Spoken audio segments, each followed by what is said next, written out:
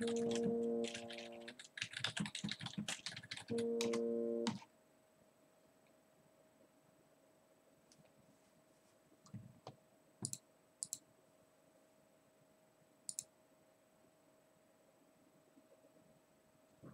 Army of Thalia, welcome.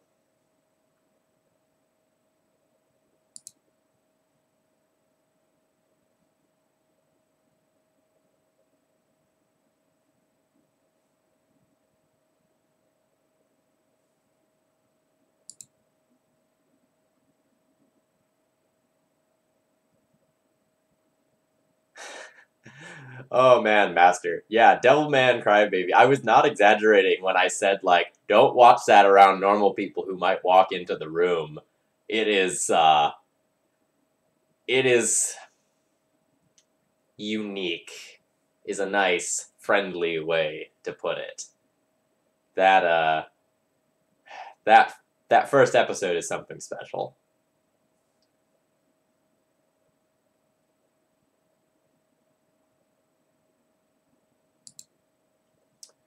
Alright, good evening, folks. Hello, my name is Phil Gallagher. I run Thraben University, and today we're going to be playing some Death and Taxes. So, I'm going to talk kind of about, like, what's going on with today's stream, because I'm going to do something a little bit different. So, what I'm going to do for the majority of today's stream is play mirror matches. Specifically, I'm going to play post-sideboard game mirror matches. To answer the question specifically, how good is Walking Ballista in the mirror? Now, a lot of the deck lists that I'm looking at playing for GP Richmond are either playing a Walking Ballista or a Sword of War and Peace in the sideboard, and I want to try to figure out which one of those things is better. So, in order to do that, I'm going to exclusively play the mirror in post-sideboard games, and I'm going to jam just like a whole bunch of those and see what impact Walking Ballista has. I would never actually play 2 Walking Ballista in a deck list. Let me just clarify that now. But when you're testing a card, you want to make sure that you draw it, right? So, in order to maximize my chances of drawing Walking Ballista, I'm going to play 2 copies of it. And we're going to see how that goes. So, of note, my testing partner is running a little bit late. He got caught in traffic. So we're going to start by playing some League games while he works on getting home and getting something to eat. I'll be playing some games with Basic Planes from the chat or Piroko 139 on MTGO. I'm not going to do a deck tech on this because this is one of like a billion pretty much similar decks that I've been playing recently. This is a relatively stock deck list for what I'm looking at for right now. The sideboard's a mess. Kind of ignore that. Don't take a lot of stock in what's there. I'm just trying out different things. So essentially, I'm trying a Mirren Crusader heavy build in this exact league. I've played like 20 D&T deck lists in the last week, so like don't take very much stock in like this exact deck list being what I'm playing right now. I'm in flux. The good news is it doesn't really matter what deck list you play. D&T is just like so good right now that it doesn't matter. So end step top, essentially the deck list that I submitted for the Legacy Premier League was heavily metagamed to be able to have a little bit more interaction versus the mirror. So like that's why there was that Sword of War and Peace in the main deck. That's why there was that otherwise unplayable Tower of the Magistrate. The short version is that like those 2 card choices were mirror breaker choices. And then beyond that, I made some concessions to the fact that some people in the losers bracket might play Grixis Control, like BBD specifically, and that's why you saw 3 Crusaders in the list. And the Tower of the Magistrate also has some limited utility there in being able to protect from Baleful Strix. So, like, the list is definitely a little weird, but you don't need to think too much about it.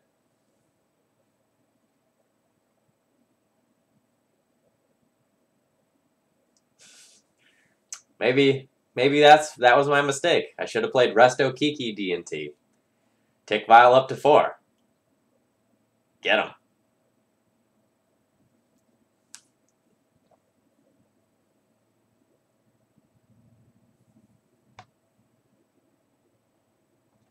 Yeah, like post GP Richmond, I'll play around with some splash builds, but like right now it's like super serious testing season, right? Like the GP's next week. You know, I'm leaving for that GP Thursday. So now it's like play a whole bunch of different sideboards, figure out like the last couple of flex slots in the main deck that I've been working with. Now it's perfecting time. All right, pull up the spreadsheet.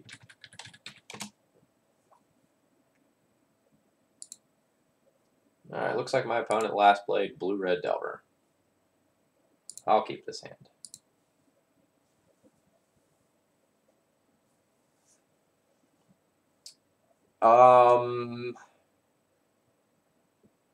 The biggest thing I've ever viled in is Baneslayer Angel. And let me tell you, that felt pretty disgusting. That was from the, like, good old, like, Shardless Bug is the best deck in the format days. When you went and played, like, Baneslayer Angel versus them, they flopped around and died. Like, it was literal no answers to that card at that time. Okay, hold on. That's a basic island. My opponent pitched Stifle to the Force of Will. What is that supposed to mean? Is this just like a Delver deck that has an island? I saw a build like that.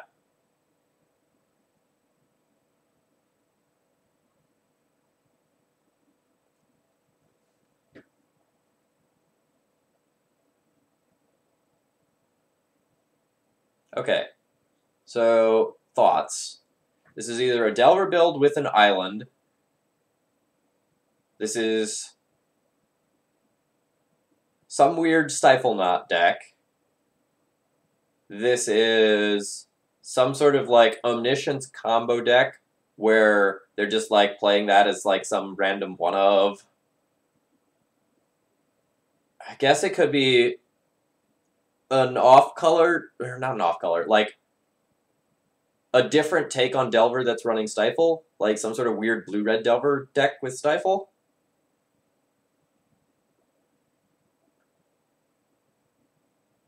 I'm somewhat tempted to just, like, port them rather than run this Thalia into a Daze.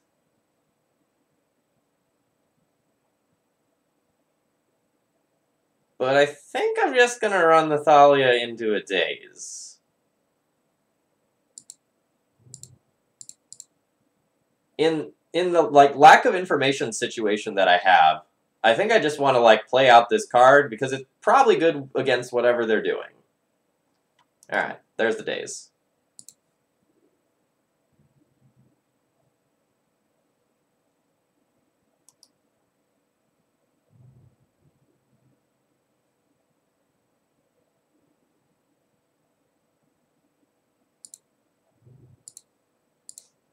In before Spell Snare on this Stoneforge.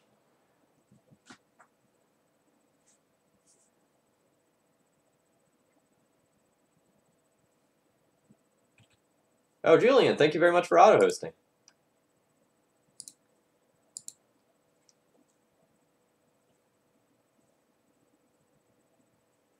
High Tide does not usually play Stifle. Actually, I don't think I've ever seen High Tide play Stifle. Let me correct that.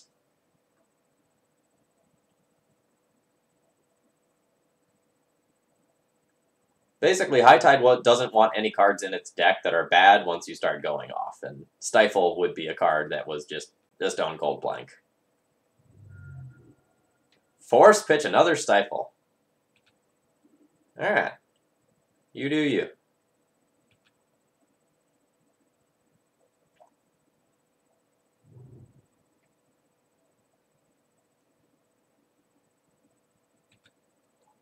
Delver of Secrets.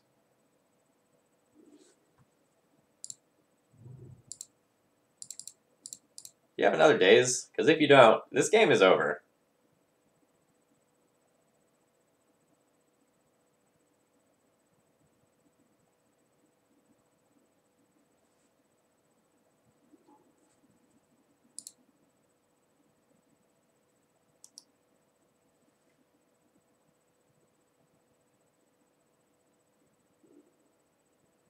Wow, another stifle. So they didn't exile their Delver. I'm the Monarch. So if they blind flip this Delver, they can potentially get through with it. A Forked Bolt. Well, that's all pretty good.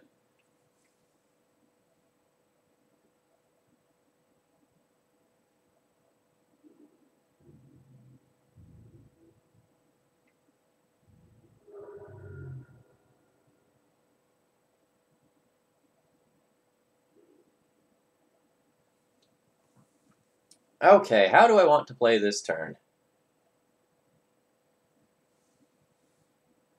I think it's probably just time to, like, poop permanents into play.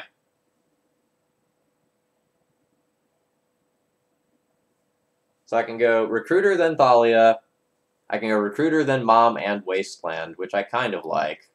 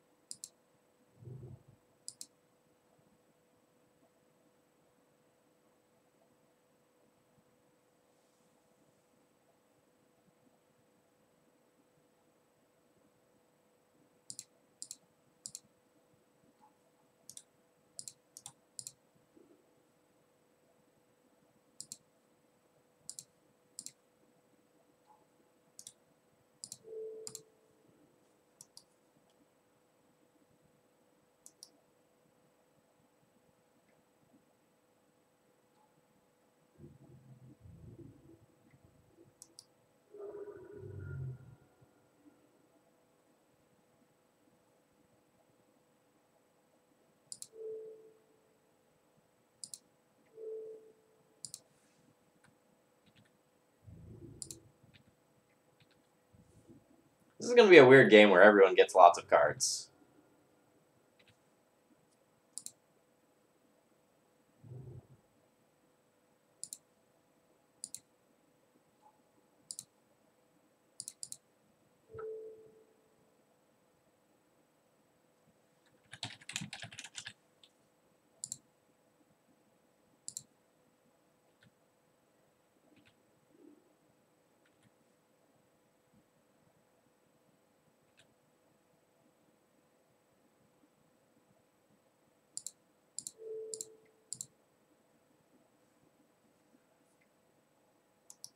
But the sweet thing is that my cards are better than my opponent's cards as a whole.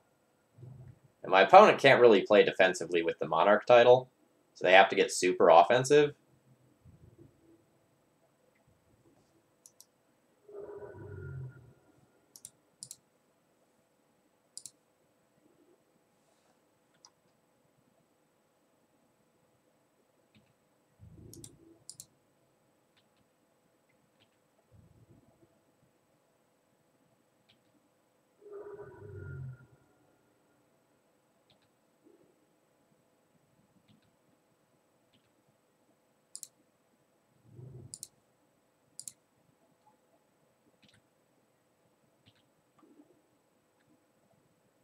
Well, draws haven't been great, but that's okay.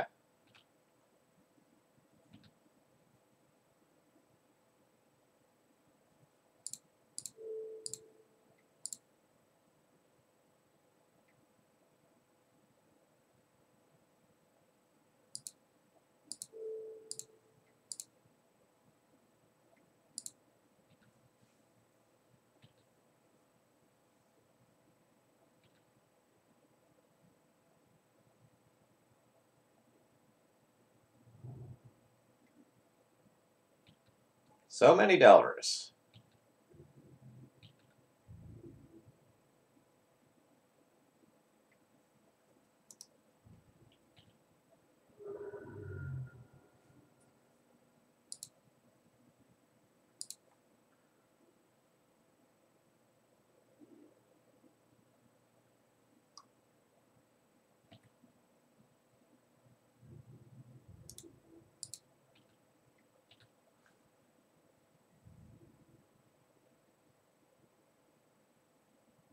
What an interesting world we live in.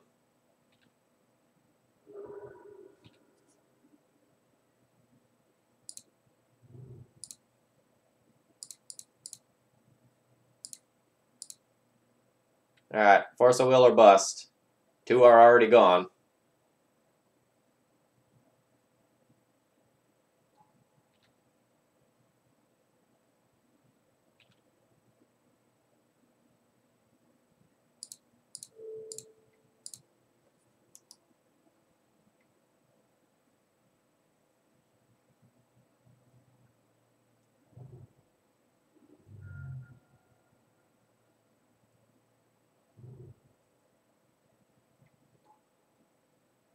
Well, that is backbreaking.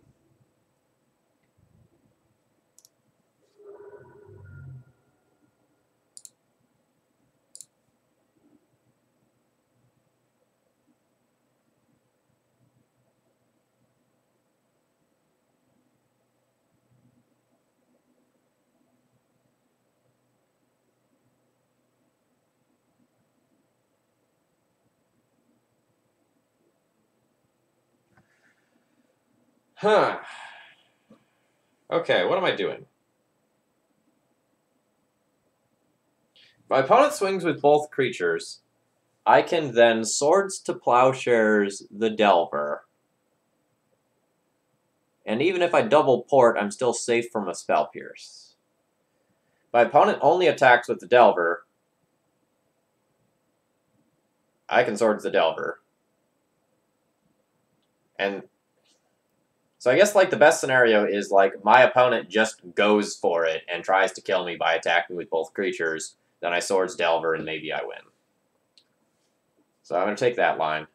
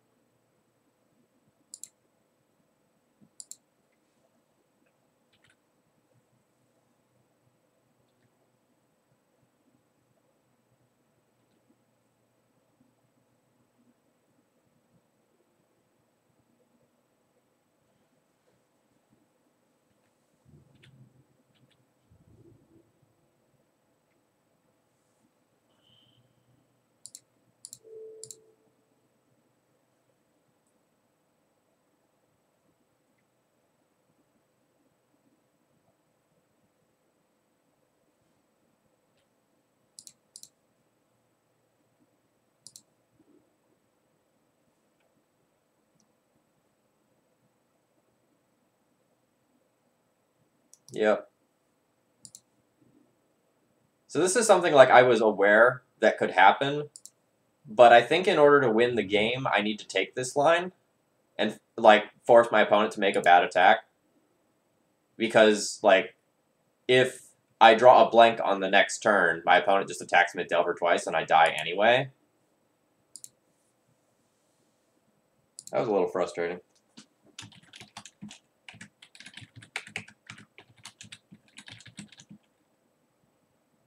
So we lost to Stifle on Jailer trigger.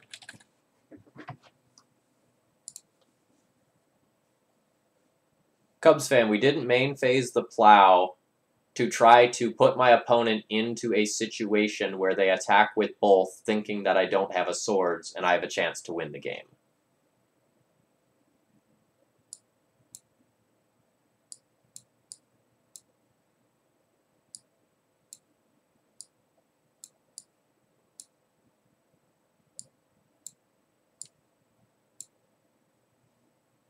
Alright, so what don't I want? I don't want this. I don't want this. I probably want to like go down on or cut the Crusaders. I don't want this.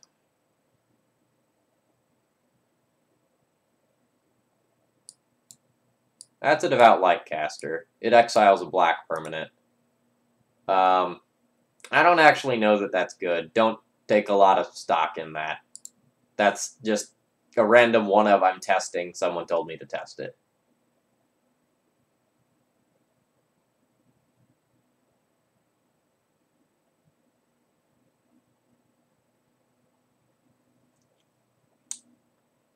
Maybe Ballista isn't quite good enough. So what are my opponent's threats?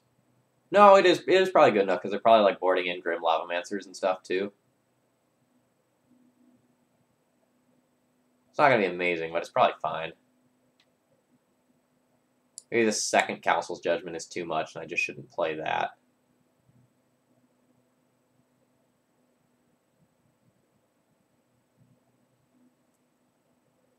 The other Crusader can probably go as well.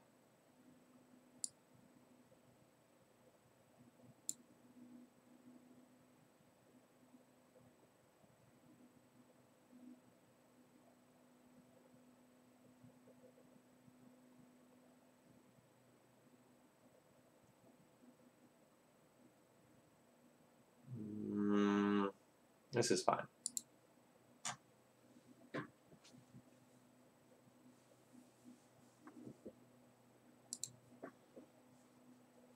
This is unplayable.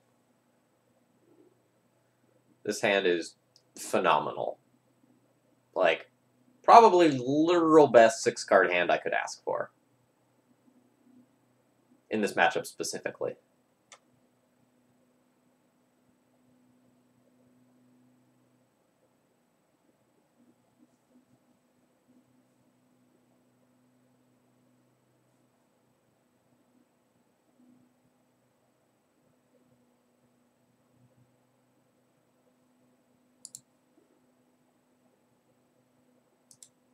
I'm going to bottom that under the assumption that I'll find a third land by the time I need a third land.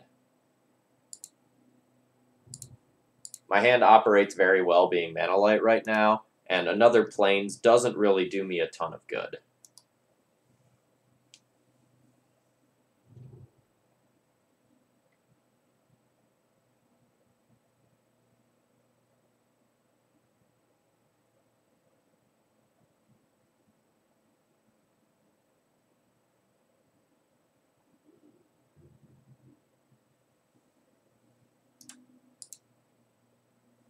Alright, so there was no shuffle with the Ponder.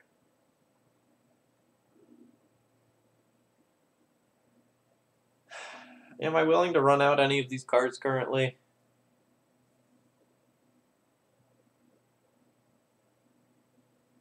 Not really.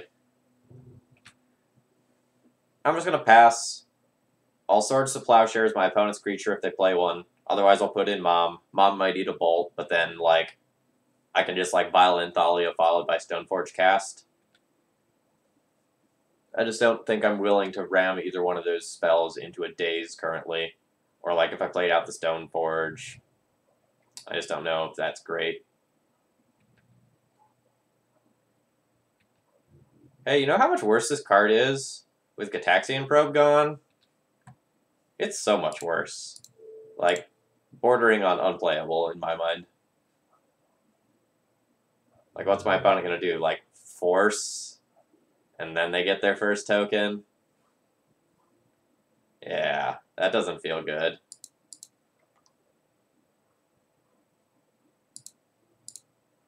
So, like, now I'm going to get Mom and Thalia and Stoneforge, and, like, everything's going to resolve and be protected.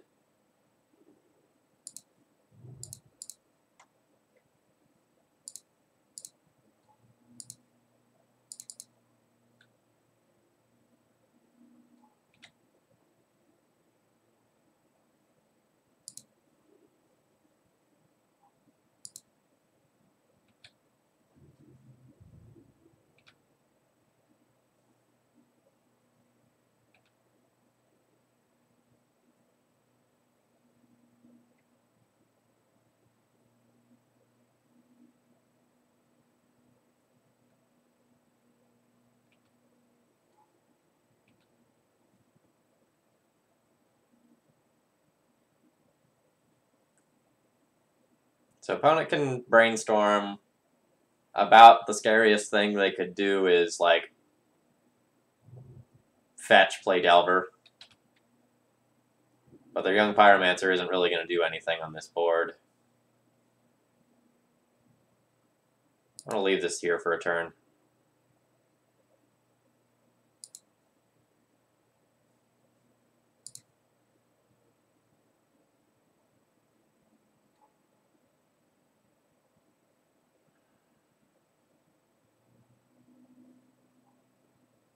My opponent doesn't have Stifle up currently, so I'm just going to put this in now. My opponent has, like, Smash to Smithereens. They're going to, like, use that anyway and, like, hold up mana for it. So it's not like I'm going to gain a lot of value by, like, waiting until their end step to do it. I think I'm just, like, purely opening myself up to Stifle. And Dr. Bill, thank you very much for subscribing. You've been supporting me for a long time, and I do appreciate that quite a bit.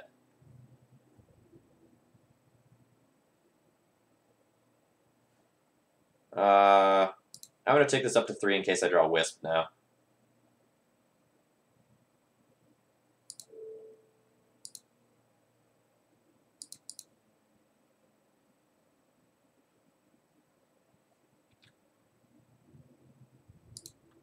I, under no circumstances, expect this to work.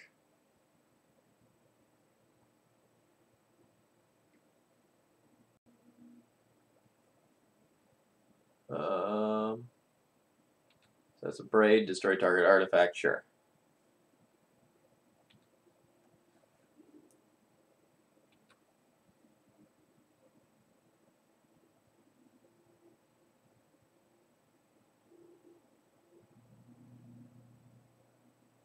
So this is kind of what I mean about, like, young Pyromancer not really seeming playable, right? So this card's been on the board for, like, 2 turns now. It's made a couple of elementals. It's just not as aggressive as it used to be. This card's just sat there and done nothing. Like, my opponent can block with a whole bunch of elementals and make me tap a mom. Seems bad. Alright. So again, I'm going to play around Stifle. I'm just going to put this Crusader in now. I have no reason to wait and be tricksy. Like, my cards are on the table.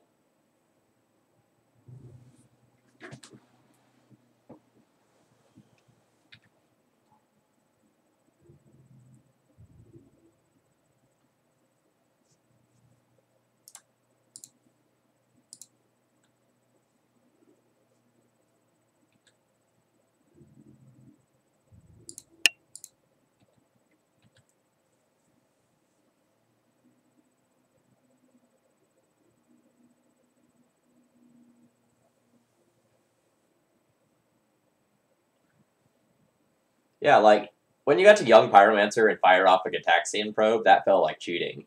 And when you got, like, 2 or 3 probes in a turn that you just chained together, it's just dirty.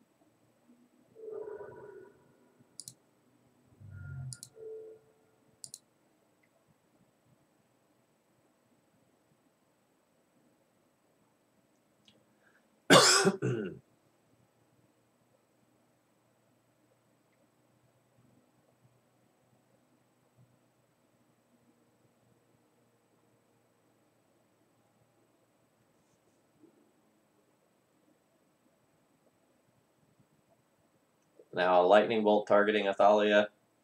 Alright, so my opponent is using a card and losing 3 creatures in order to make me tap my Mother of Runes. I accept.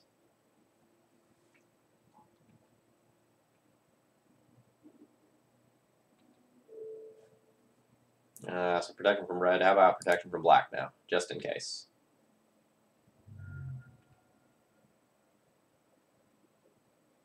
I'm not going to play my land here.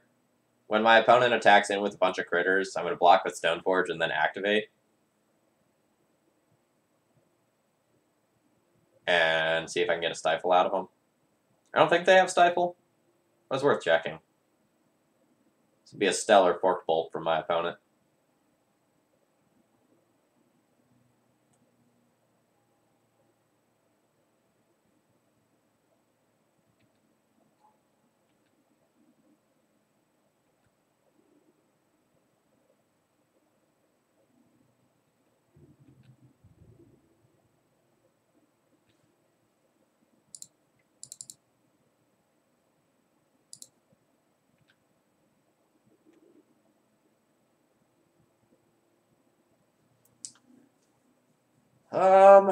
Do I want to keep attacking? I can keep attacking.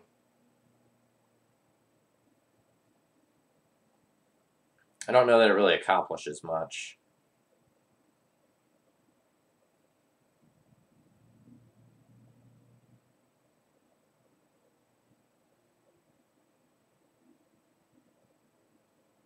Attacking probably slightly favors me. If my opponent did an alpha attack on their turn, I'd take two. I'd get to like eat both young pyromancers, so they wouldn't alpha. Yeah. So I think I just force damage through.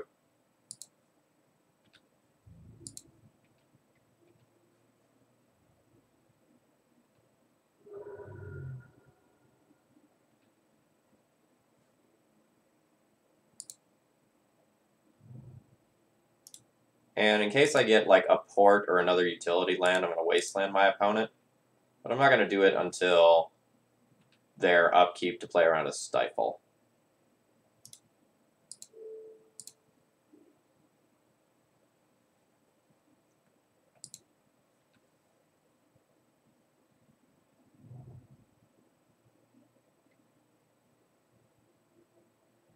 Bedlam Reveler. That's a pretty good card to get Hellbent.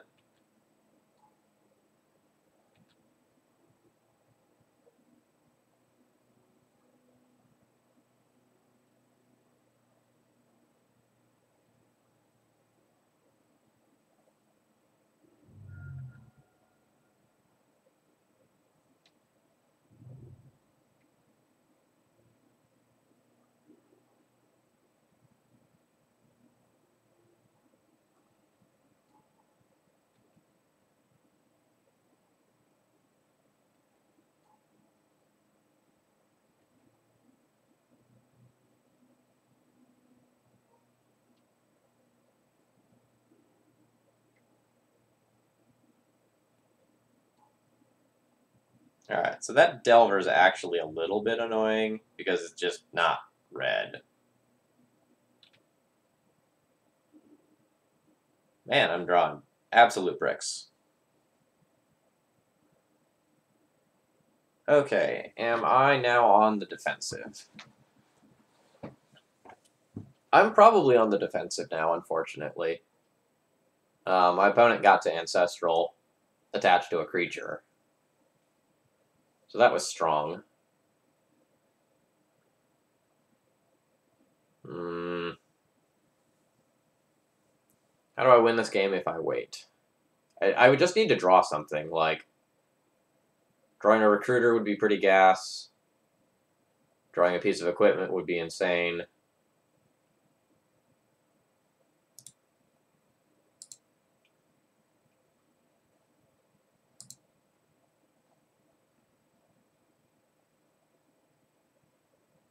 Yeah, I don't think I can, like, 10-turn clock my opponent with Thalia and reasonably expect to win.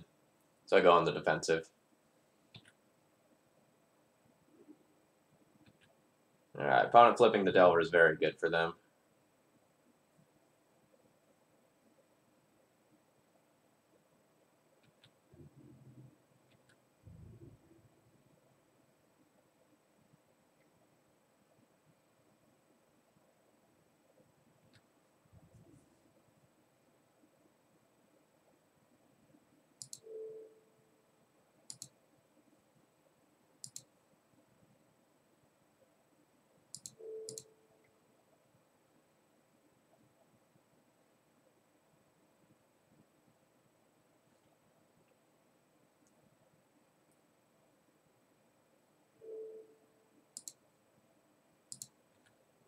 So again, I'd like to reiterate my point that I think Young Pyromancer is terrible in the current metagame.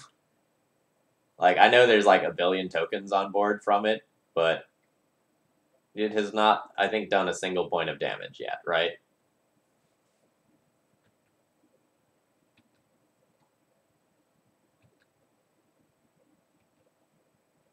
Like, my opponent's Bedlam Reveler Ancestral Recall is what's pressing them considerably ahead, not these Young Pyromancer tokens.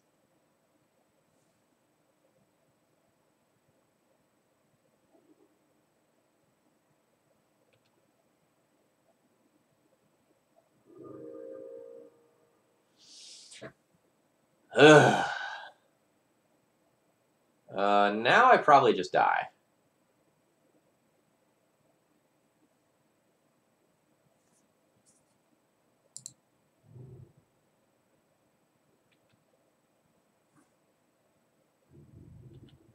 But I'll leave it to my opponent to do the math of whether or not they're dead if I put in, like, they just, like, stone cold lose if I have a Batter Skull that I draw.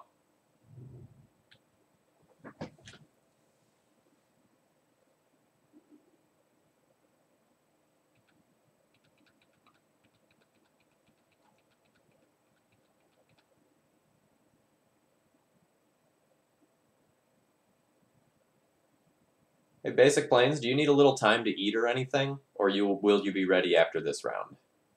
Otherwise, I can play one more before we get started.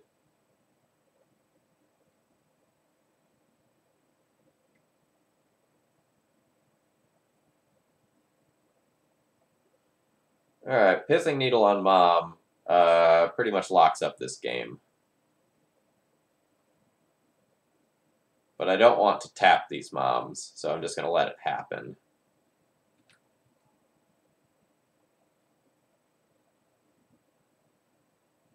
Also curious if my opponent names something other than Mom, if they name like Stoneforge to play around Batterskull. Nope. I didn't do the math for like how that works out.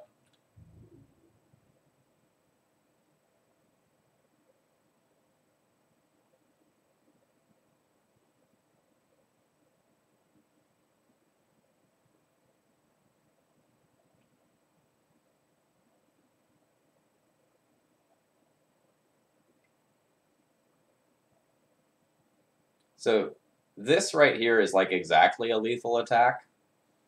4, 7, plus 10, 17. So I don't actually need to block all that much of this in order to survive.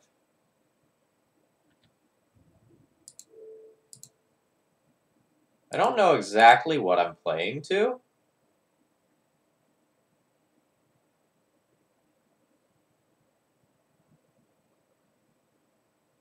Guess I can pretty safely like chump here.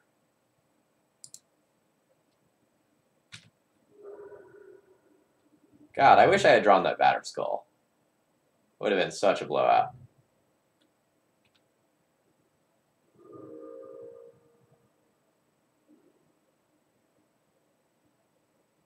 Well, my opponent's... Man, if they didn't have the Pithing Needle, my opponent would just be dead to this turn.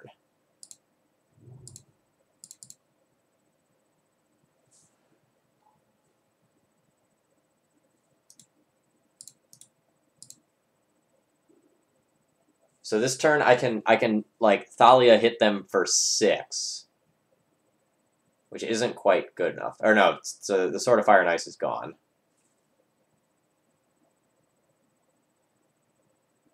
I can gain 4 with my Batterskull, or I could go for like some Jitte equip shenanigans.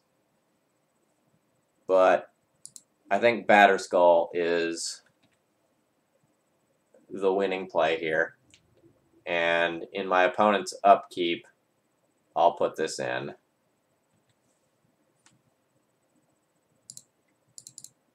It's probably not good enough at this point, but I'm not going to math that out. They can math that out.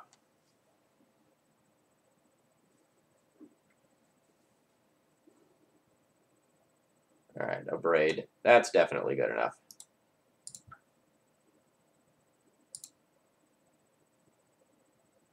Womp womp.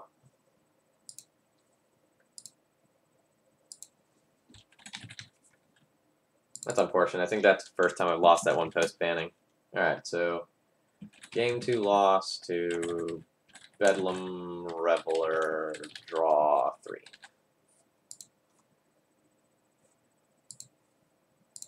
Okay.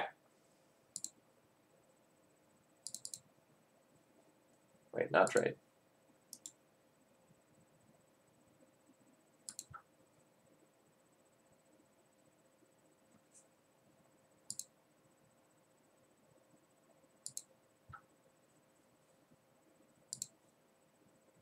Okay, folks, so I'm just going to explain what's going to happen here. I and Basic Planes have deck lists that are already sideboarded.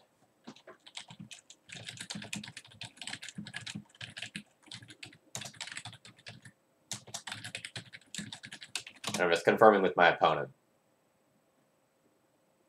that that happened. So we are going just directly into sideboarded games. So that is exclusively what we are going to be playing.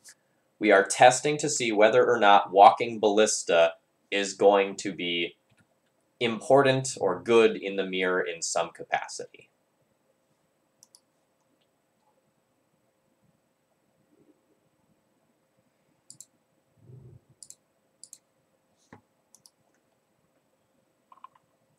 That is the sort of goal of tonight's stream. How good is this card?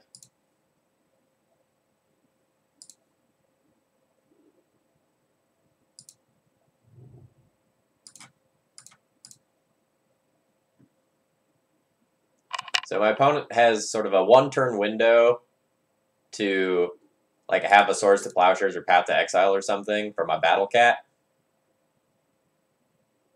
Otherwise, I'm probably just locking them out of the game. Because, like, my mom will come down and then protect it. Unfortunately, I don't think I can afford to wait a turn to, like, give it the Mother of Runes backup that I would love to do. But I got a Time Walk, right? Like, my opponent didn't have another land, so this is an exchange that favors me. It was a 1-for-1, but it kind of, like, let me get the play back, so to speak, and now I'm ahead on tempo. Ooh, second Swords of Plowshares. Strong.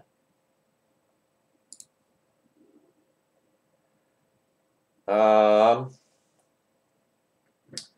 want to port my opponent, or do I just want to play Mirran Crusader and press the board now? What do my next couple of turns look like?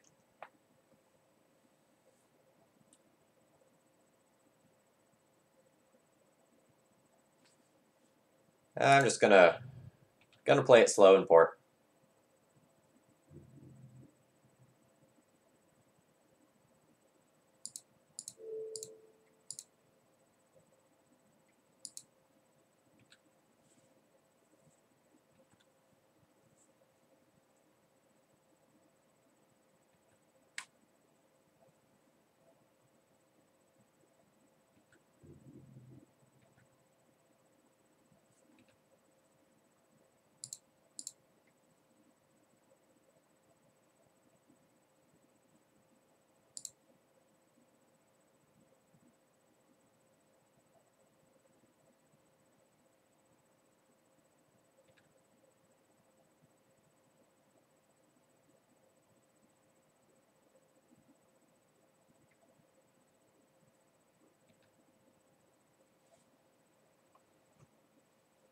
Man, I really hope they like Provoker Vial. That'd be so good for me. Oh god, yes, Revoker Vial. Revoker Vial, do it. Do it.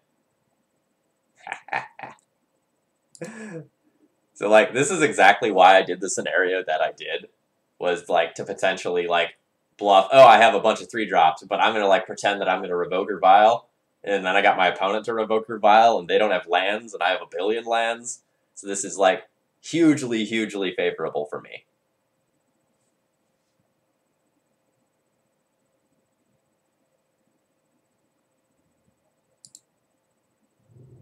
Like, I'm just going to continue to port them into Oblivion.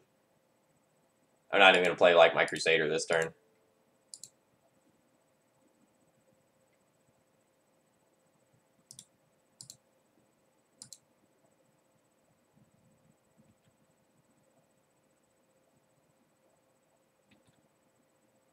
So, that's kind of a big question, right? Like, hey, what has your testing shown you? There's a lot of data there. I don't actually want to talk too much about some of the specifics of my testing this close to a GP. So I'm going to be somewhat quiet about like the exact results of my testing and what I've learned. I've learned a lot. I know many things, but this is probably not the exact time that I want to spill all the beans about all my D&T secrets. I'll do a real big article about it the week after the GP, though.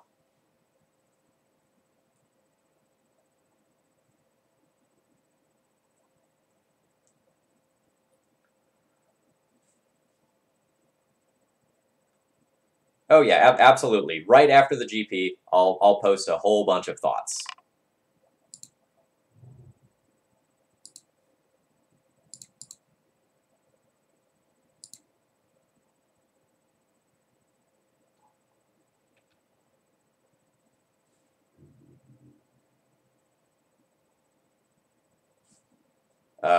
So this will actually, one way or another, probably be my last D&T stream before Richmond.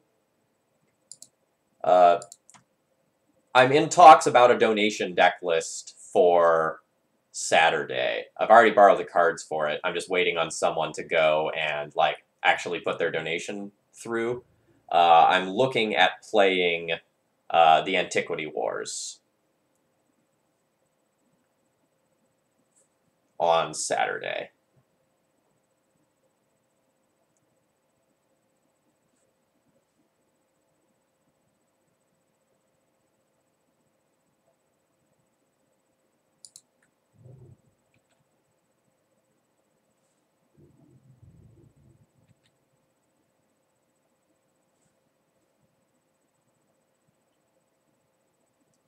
Okay. For the record, were I to draw a walking ballista right now, my god, that would feel pretty sexy. Yes, Mo. So my stream times are Monday and Thursday nights at approximately 7 o'clock p.m. Eastern Time, as well as Saturday mornings after breakfast. The time there's slightly variable depending on the week's schedule.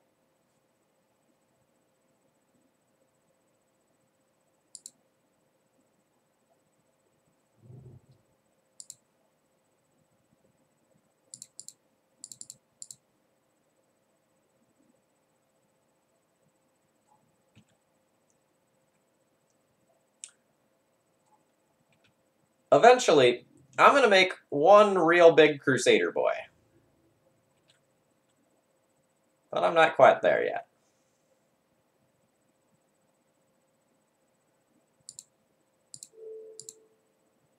I mean, Echo, I've got this game very under control. Like, despite the fact that my opponent sort of has board superiority, I have huge, huge mana superiority, plus, like, Wasteland to take them off of their next piece of mana, plus Council's Judgment to answer their first card that really matters. So, like, yeah, I can't really, like, attack super profitably right now, but that doesn't matter.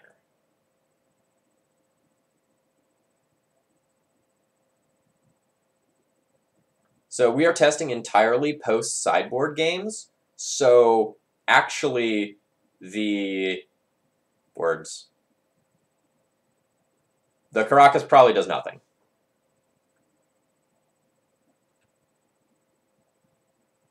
No, I have 2 Walking Ballistas in the deck, plus 2 Recruiters to find them. This Germ attack's pretty free.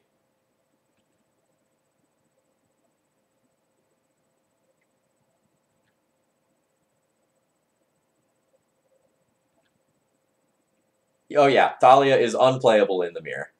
When my opponent leaves Thalia in the mirror, I'm really happy because it means I'm probably winning that match. And I'm not going to equip this to Crusader yet. I don't need to, like, put all my eggs in one basket and get, like, super blown out by Swords to Plowshares. So Potentia, Piroko and I both have decks that are already in post-sideboard configuration. So we are just, like, 100% on the, like, we're playing post-sideboard plans game. So every game is a post-sideboard game.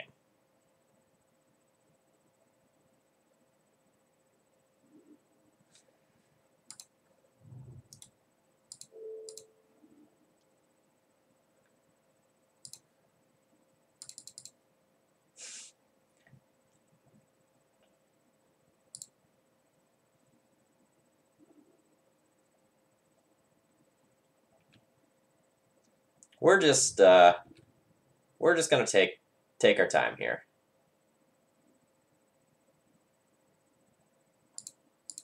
Yeah, there's probably one or two Gideons in this list.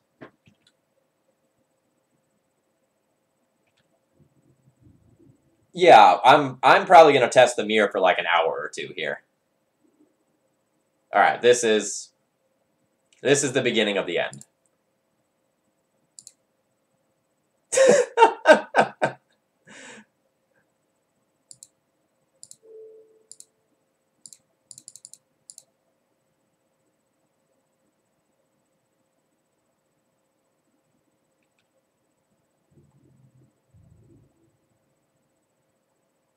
And I'm not gonna play my Wasteland out. I'm just gonna hide that. Boo!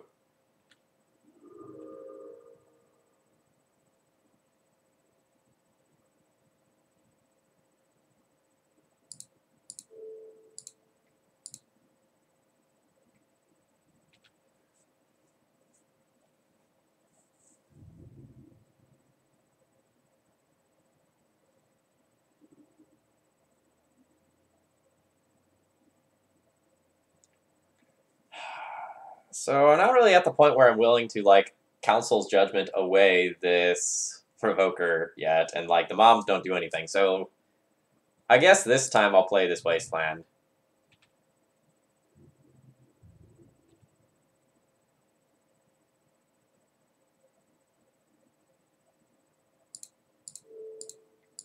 This is a weird mirror game, by the way.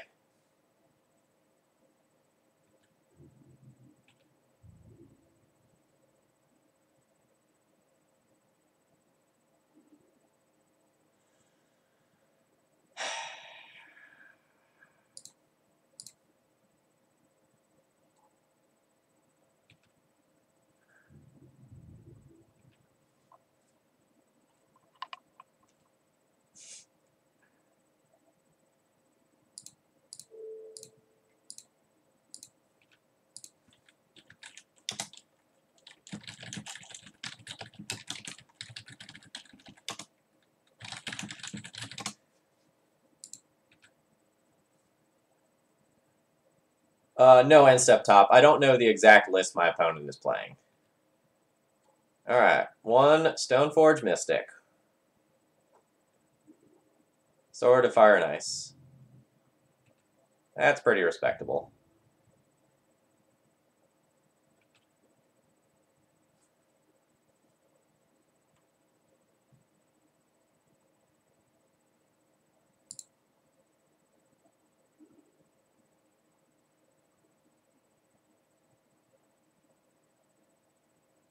Okay, so I get Wasteland opponent. That's 100% happening.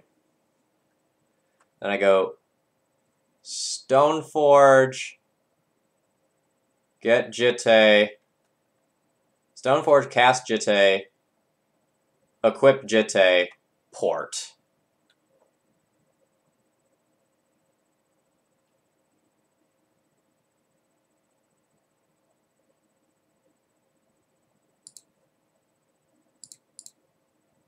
Alright, so kind of wish I had Sword of War and Peace because I would break the ever-loving crap out of this game if I did.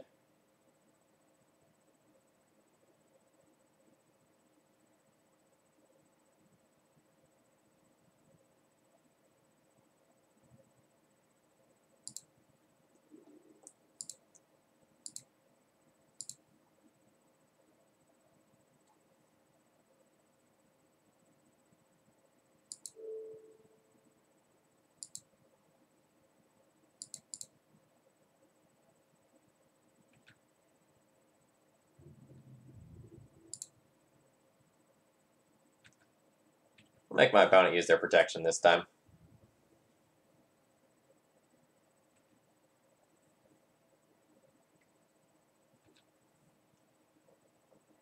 My opponent has shown me they know how their cards work.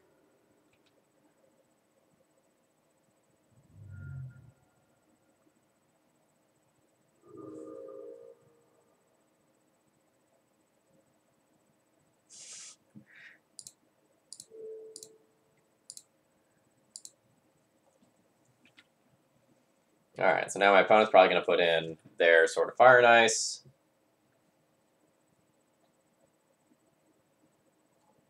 Oh, they've got a Batter Skull. Look at that.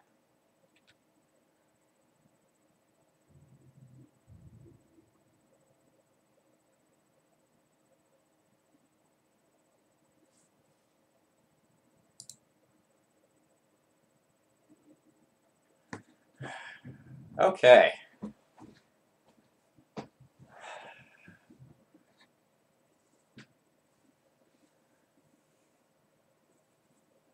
Do I need to Council's Judgment away that Batter Skull this turn? I probably don't. This game isn't really about life totals right now. It's about the board. Yeah, Vincent, I'm with you. Like, drawing Walking Ballista here would be just, like, the absolute stupidest thing. Just, like, get rid of both of these moms and we're donezo. So I don't think this Batter Skull actually matters. I think the incremental advantage that Gideon provides over time will be pretty gross. So I'm just going to start pooping some knights. Do I have any reason to move one of these pieces of equipment right now?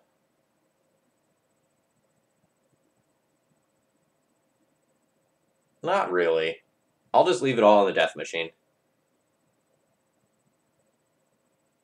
I guess if my opponent has a Swords of Plowshares and Swords of Plowshares this, I'd rather my equipment be divided.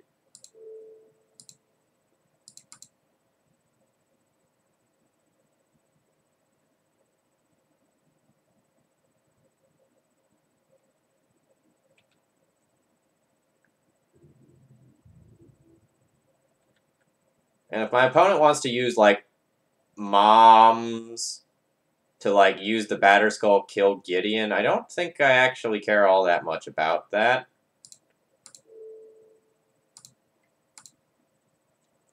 And a couple of those moms being tapped might be very good for me.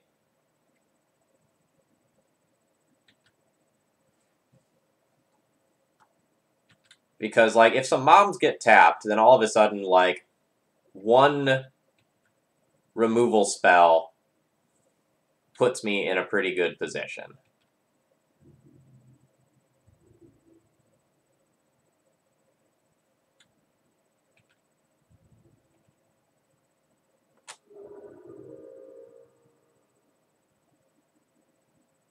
No, I'm testing Walking Ballista over Sword of War and Peace here.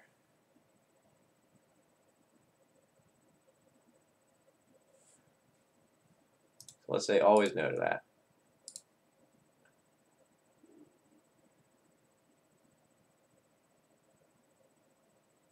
Okay.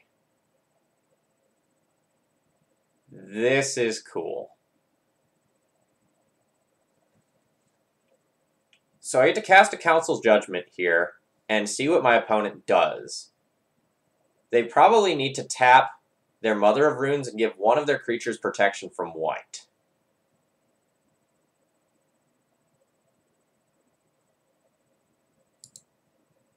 Let's see what happens.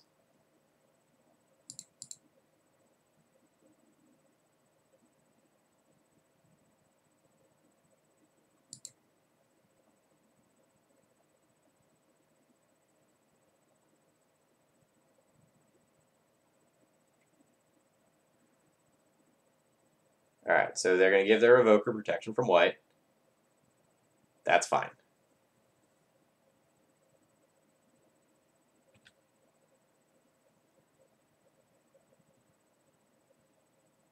So I think I just win Unless they have something cool off of file.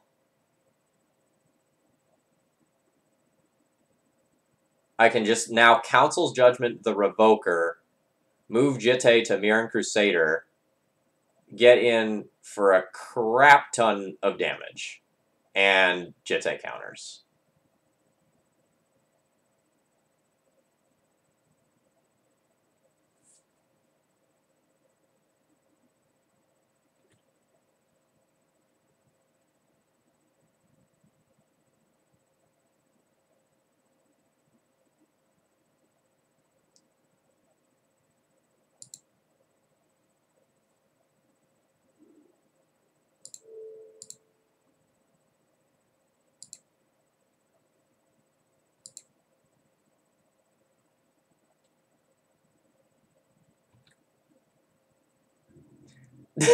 My opponent says, Tisk, this is a punt.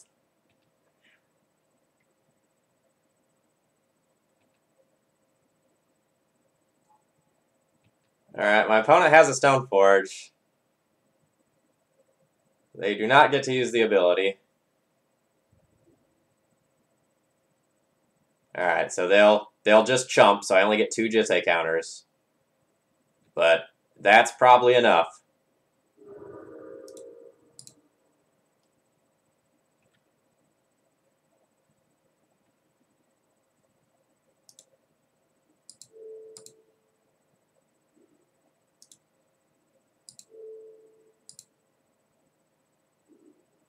Alright. So, feeling pretty good now. I think I'm going to leave both of my pieces of equipment here and just port my opponent.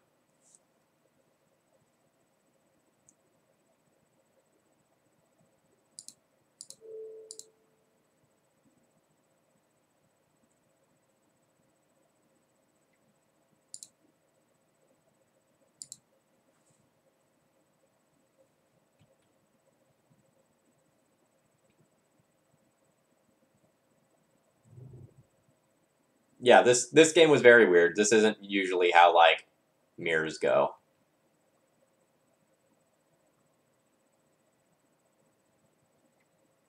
So my opponent can, like, Flicker Wisp out my Crusader and force me to jump block. Sure.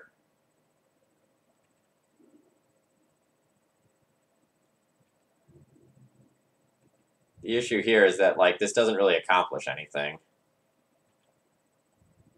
Like, it's probably an obligatory line from my opponent.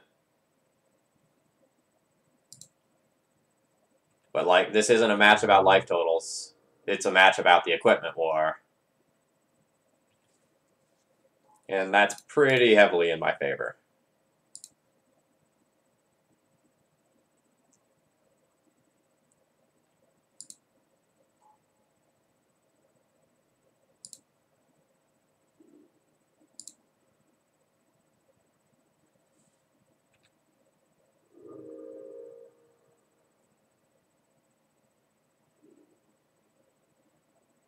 Okay, what am I doing?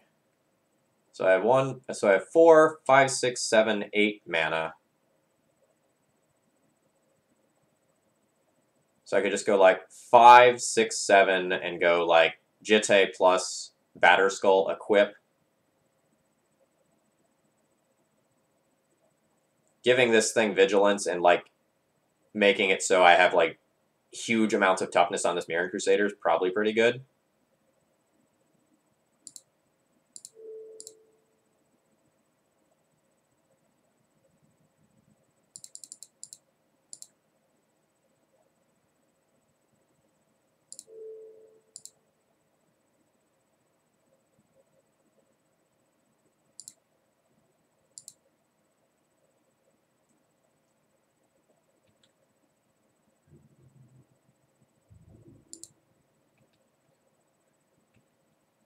So the reason why I'm going for the double equip here is to just really maximize the potential of my Mirren Crusader, both in terms of offense and defense. My opponent doesn't really have any good plays that are immediately obvious. Like, this germ can't attack, even if they, like, swords my Mirren Crusader or something. I just go for equip on another one of these creatures on the following turn. I have so much mana that it's a non-factor.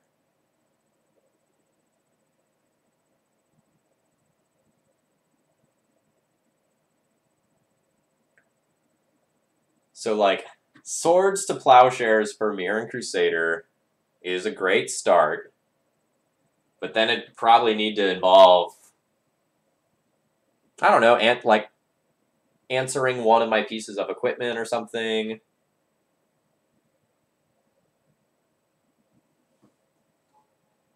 All right, Recruiter's sweet. What are you getting with your Recruiter? I'm gonna presume like Phyrexian Revoker or like a cat.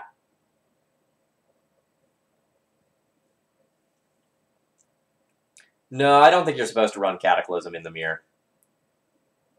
I don't think that's a great angle of attack.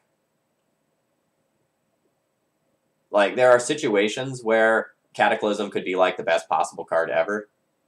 Alright, Leonin Relic Order. What are you targeting Leonin Relic Order? Umezawa's Jitte.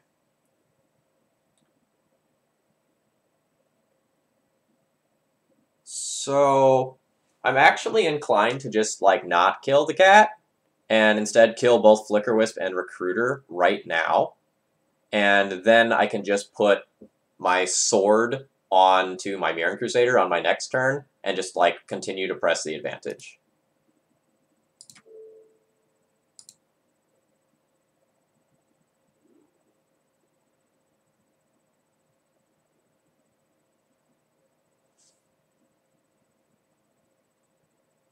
Yeah, JPA, I'm aware that other prominent players do, like, go and play that card in the mirror.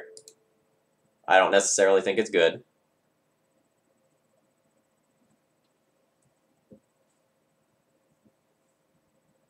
Yes, so for those of you unfamiliar with sort of the older templating of these cards, if I had removed Leonin Relic Order with my Jitte counters, with this trigger on the stack, the Leaves trigger would have happened. Ooh, Mom's really good.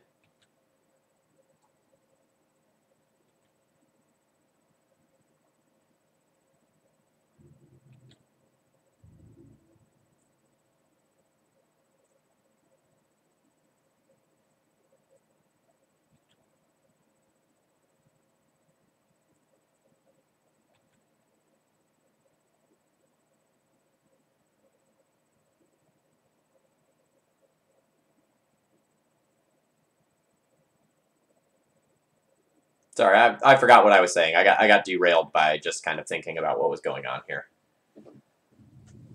Okay.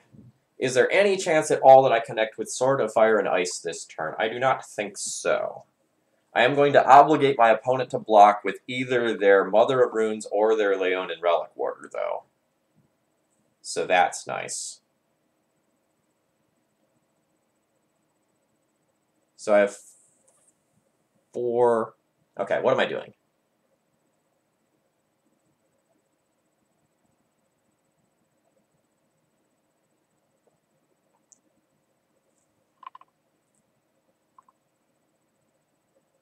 So I can just go like 4 mana, like use my Stoneforge to play and equip this, and then bash in, obligate the chump block from one of these two, probably the cat, but maybe the mom, and then what happens from there? I can play Gideon, but the Gideon doesn't do a lot on this board. If I played Gideon, I'd really just be like snap ultimating or something like that.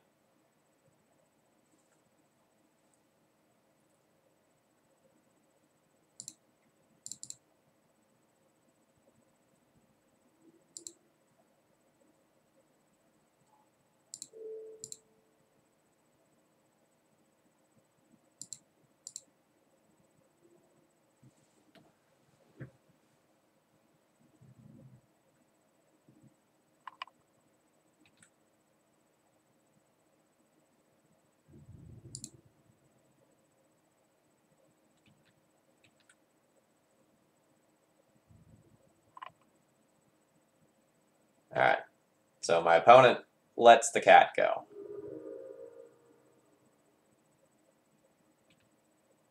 I get my Jite back.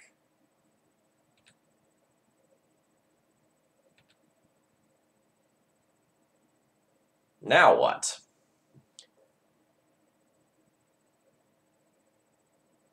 So now I can just, like, play Gideon, create a soldier. My opponent, more or less, can't really just go in and attack the Gideon, because it would require tapping Mom. And that's a disaster if they do so. But actually, I think I'm just going to pass and get kind of tricksy.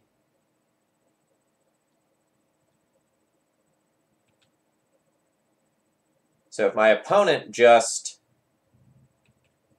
like, tries to attack me with the Batter Skull, I can just, like, bounce my Batter Skull with Stoneforge and put it back in, and then I can have, like, blockers of different colors. Then on my next turn, I can play my Gideon safely. No, I don't want to equip Jite before passing. Alright, pretty sure my opponent's out of equipment. So that's just a body. Yep. Alright, Recruiter's pretty good. Recruiter gets Flicker Wisp.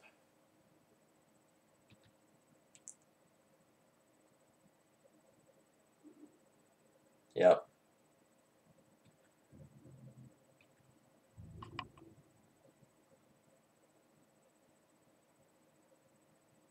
So that can get my Mirran Crusader for a turn, which is a little annoying.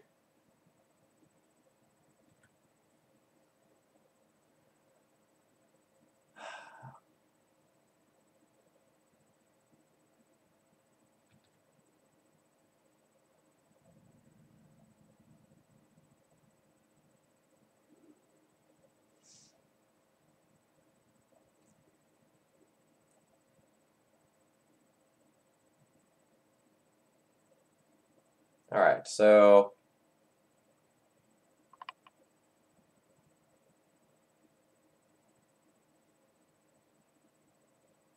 if I attack with Mirran Crusader, it's just going to get Flicker Wisped. That's okay.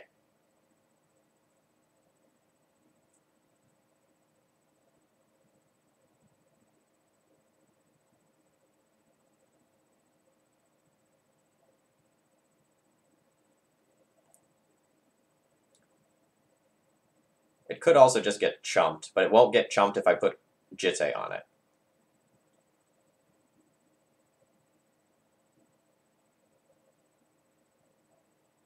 If I equip this here and attack in with both of these, my opponent can just, like, block Stoneforge here, protect, blink that. That's not all that good.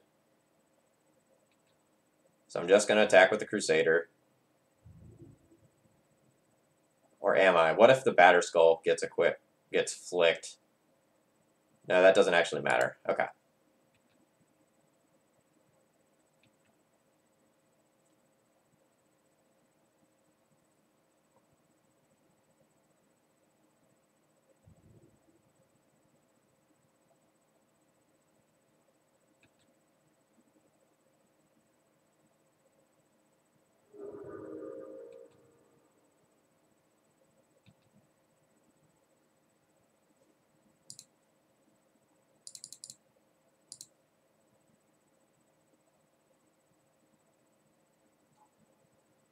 So I actually just think I want to ultimate this so that my stuff can't die to a Sword of Fire and Ice trigger, because that's something that very reasonably could happen in the next turn cycle.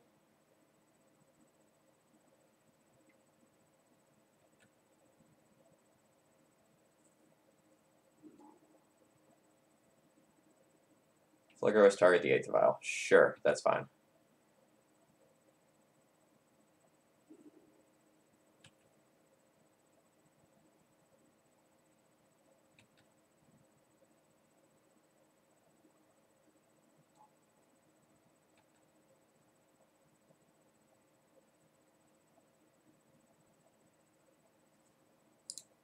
And now I probably need to just tap down one of their lands so they can't put the Batter Skull onto the Flicker Wisp and make that vigilant. Like, if they put the Sword of Fire and Ice on it, that's not the end of the world for me. Like, it's just damage right now. My life total is very healthy.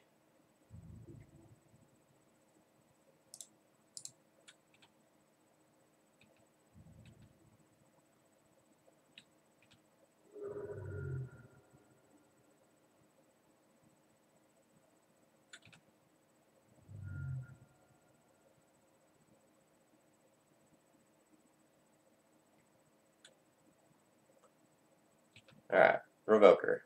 Which I assume gets Jitte, because that probably breaks this game apart harder than anything else. And it's something like my opponent doesn't have access to.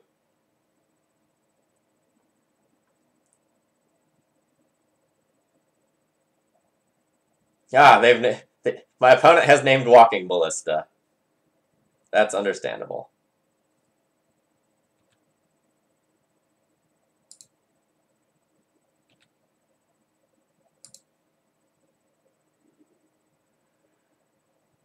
Okay, Flicker Wisp, what does that do?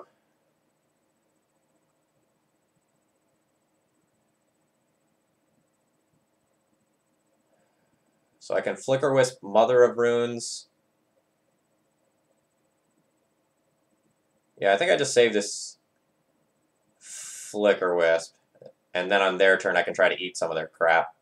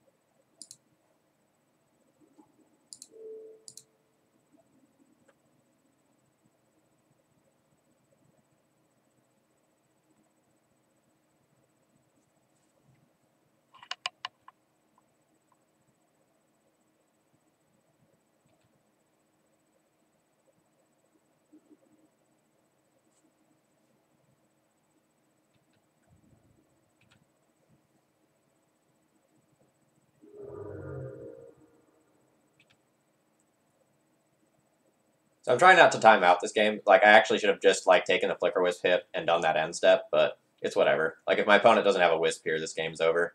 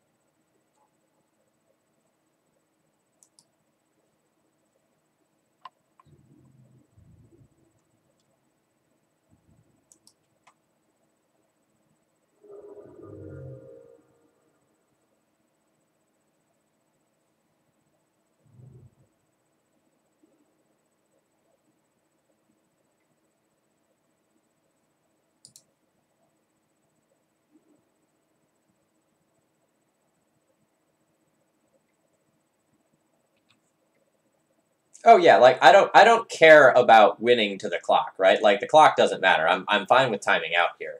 Like, but like conceptually, I've won this game, and that's what I care about here. So like as far as testing goes, that like goes us and shows what we want to show. Like there on a stalled board, Ballista was absolutely insane.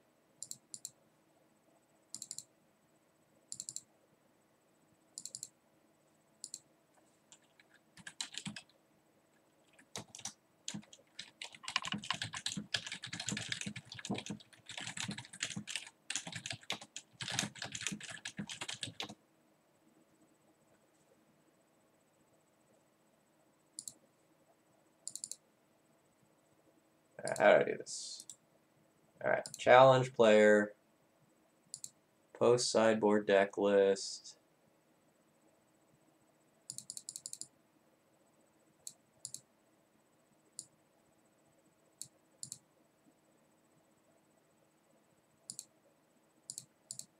All right, looks like I can't extend time.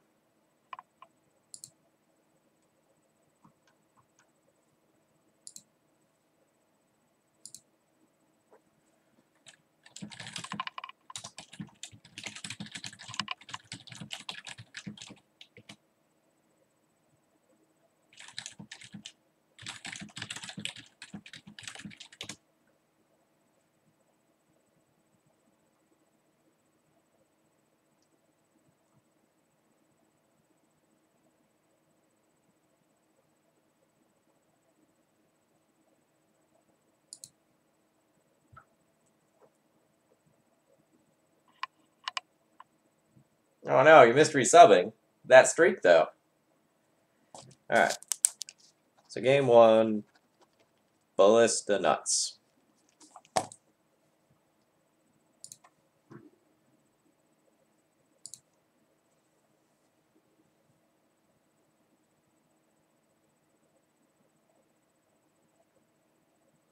So I think unless I go and do, like, games that I've specifically created, I can't really... Like, I'd have to, like, create them in a lobby and then get him to join, but I don't think I can just, like, challenge with an increased time. Oh, you missed... Oh, I see. You resubbed and I missed the notification. Alright, well, thank you for resubbing. I very much appreciate your support. It means a lot to me. I think... Well, I don't want to speak too soon, but there's some cool stuff coming next month. I'm pretty excited about it.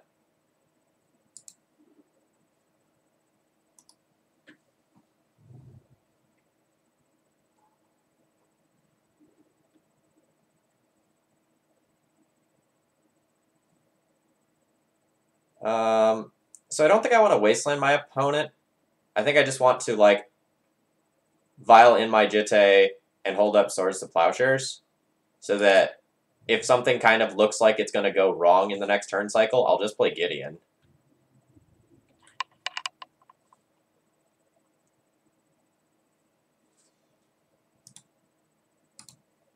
I think this is going to be a game that's a fight over resources rather than a fight of mana. If my opponent hadn't played the Vial, then, like, yeah, absolutely I do that, but I'm okay with this as is.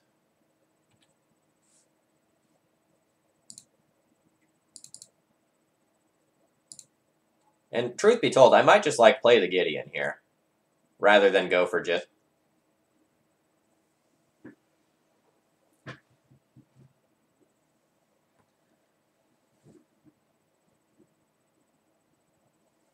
It's just super unsafe to go for it so early. Swords or Path would just, like, invalidate my entire turn cycle here and be super bad. I'm not going to go for it.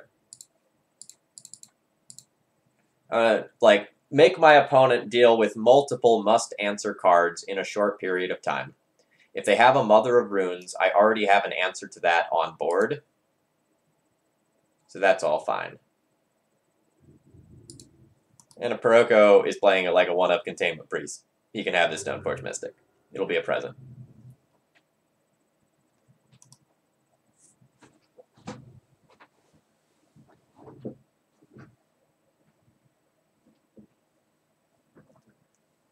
And now I can just start like throwing this Jitte on knight ally tokens, which feels pretty good.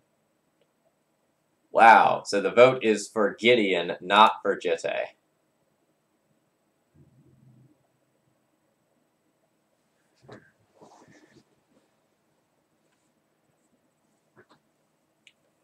Well, what does that mean?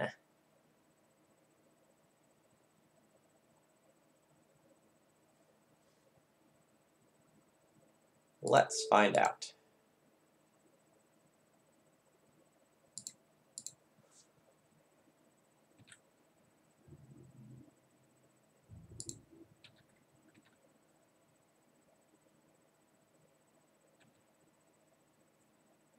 Do you have a battle cat? Oh, you have a remorseful cleric.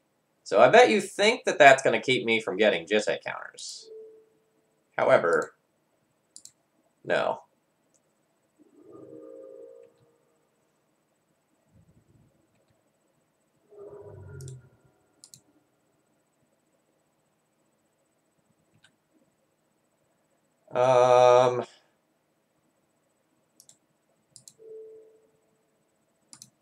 Now I'm fine with doing some limitation on mana. Now I have the advantage on board, and I'm just going to press that.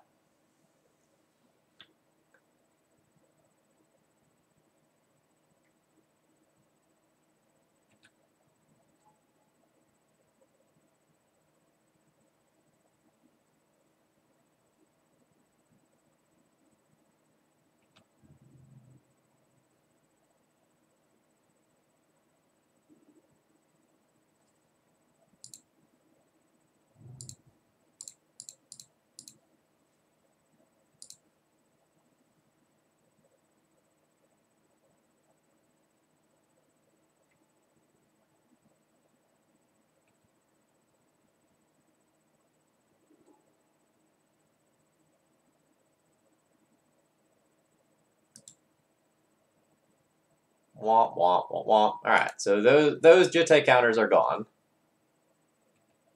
Never to be seen again. Am I willing to just trade the Ballista for both of these creatures exactly right here before my opponent has the opportunity to untap with Vile? Or do I just want to ride this Ballista out?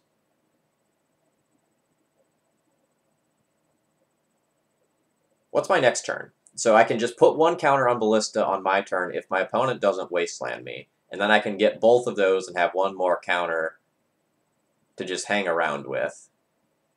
Or I can just like take both of these, accept my 2-for-1, and accept that I still have Jitte on board afterwards. Either way probably leads to victory.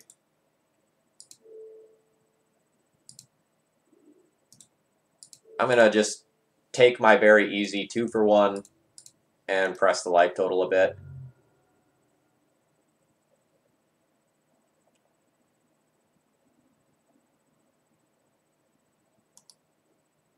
I don't know that that's correct.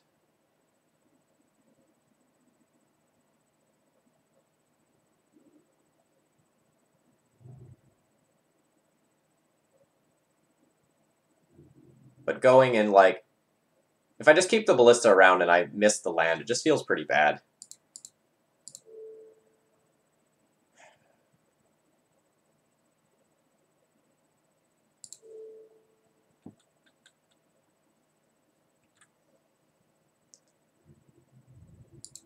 Alright, so a Crusader or a Flickerwisp here. Ooh, Path to Exile.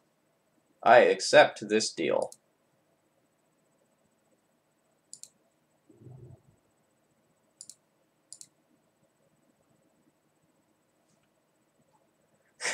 My opponent says, "This makes me so unhappy."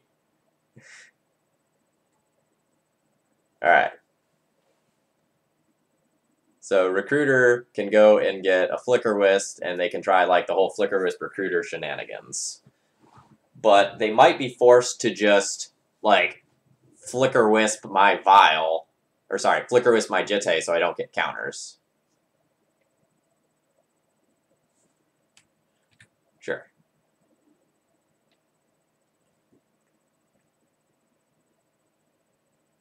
Alright. So if I equip here and I attack in, my opponent blocks with Recruiter and then tries to Flicker Wisp it, at which point I use my Swords to Plowshares to nab the Recruiter. Or I give Pro-White, and my opponent Flicker Wisps my Jitte.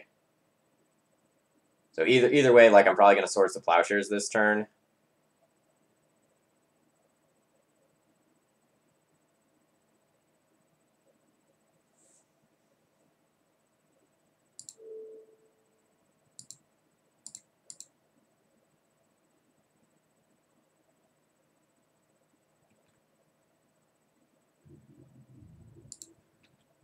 So I'm going to do it this way and force that block.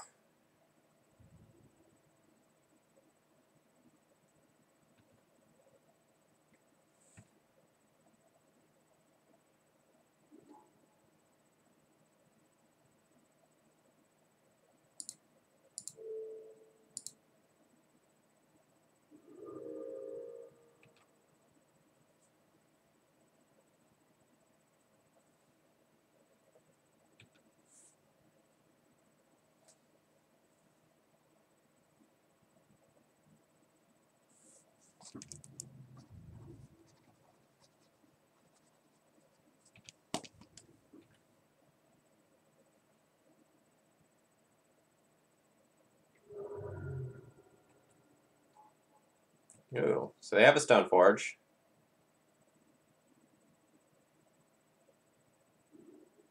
And they are going for their own Jitte.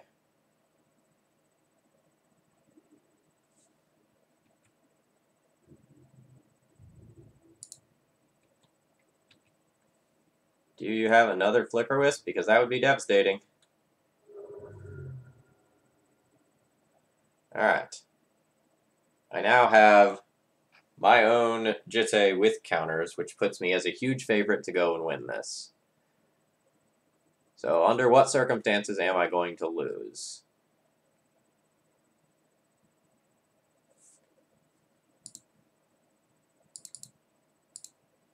I don't know exactly. I feel very, very far ahead.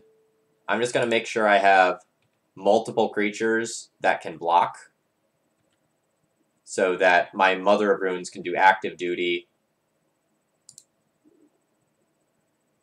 And let's get the sword.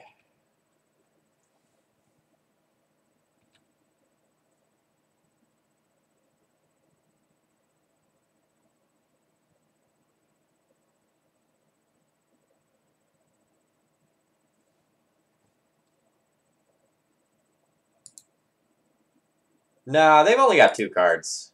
I don't think flickering their vial is any better than, like, flickering my Stoneforge for potential value.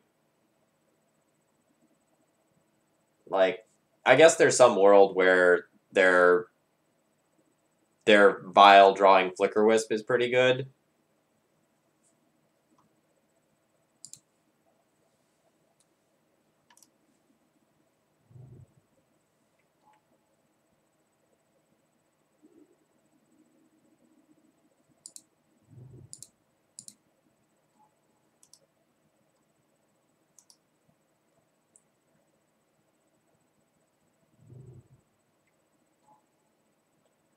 Alright. The Jitte War begins.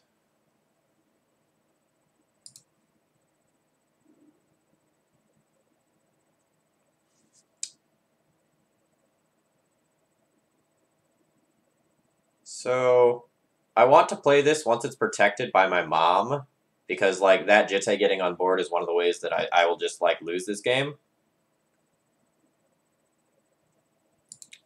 So I'm just going to pass and port.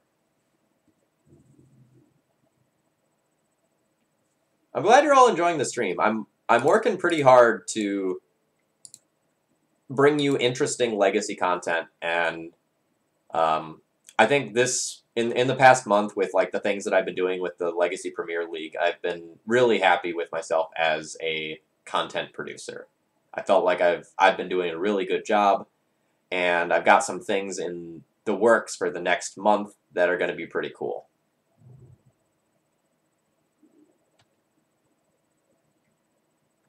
Solway. Oh, I should have responded to that.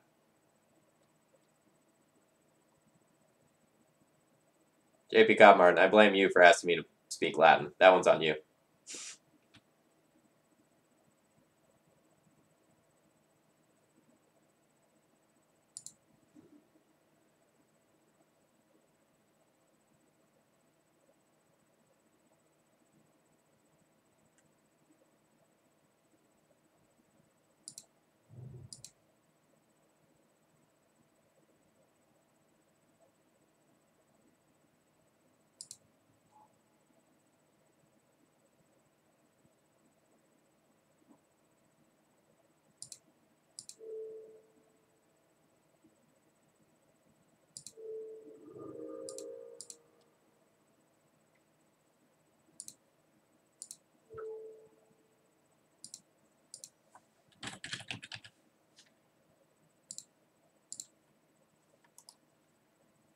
Alright, so it wasn't really all that big of a deal. Like, I wasted a mana, but everything's kind of fine. It could fall apart very quickly, though. Yeah, I was about to say, if my opponent has a Flicker Wisp.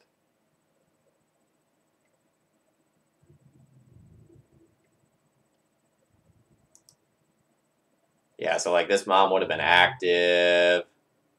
Alright.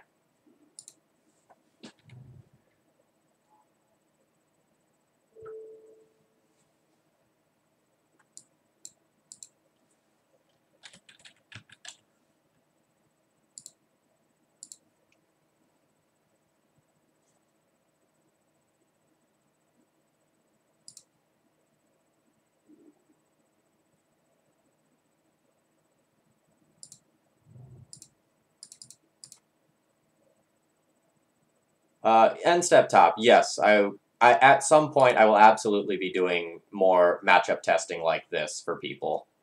Not necessarily immediately. I've got like a lot of GP stuff I wanted to work out, but I really wanted to like spend the evening talking with people about Walking Ballista and just like getting a good feel for how good this card actually is, because I've had it in my sideboard for like 2 weeks and it's done. Well, it's done jack shit for me. So there goes my vial. And, like, so many people have come up to me and said, like, this card is nuts, you need to be testing it. And so I have been. I'm going to go ahead and trade this here, just so my opponent can't Wisp and get a second piece of equipment now that their Jitte's gone. And so, like, that's why I'm talking about this tonight.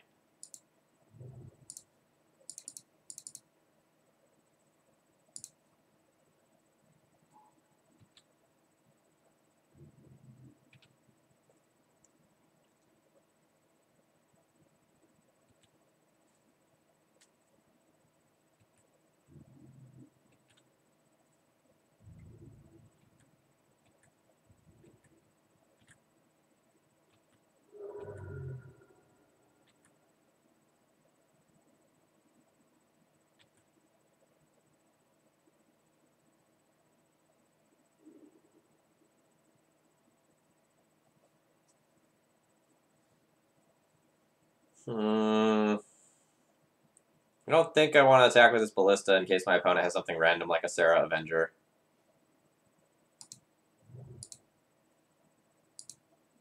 I haven't played with this card enough to know whether or not I should just, like, be pumping this thing into infinity.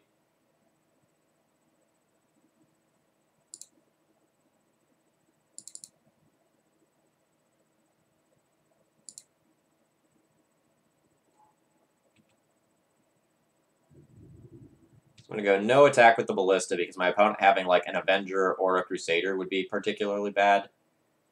If that's a Revoker, that probably already would have happened. So I call bluff. Stoneforge.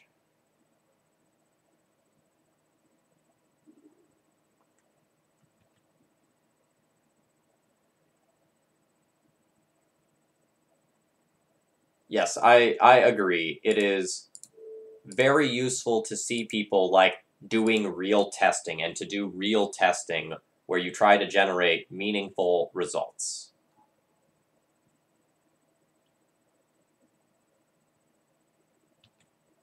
I am of the opinion that the mono white version is better in the mirror.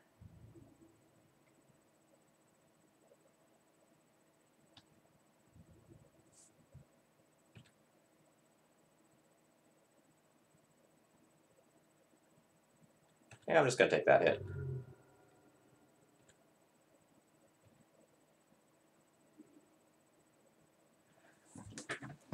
That's quite the draw.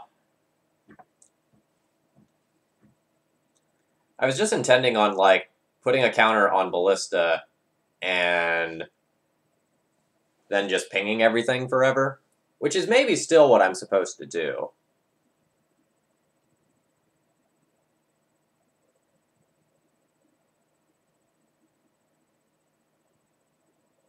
But this is great, because it means I can use one counter on the Flicker Wisp and then not care about the Stoneforge.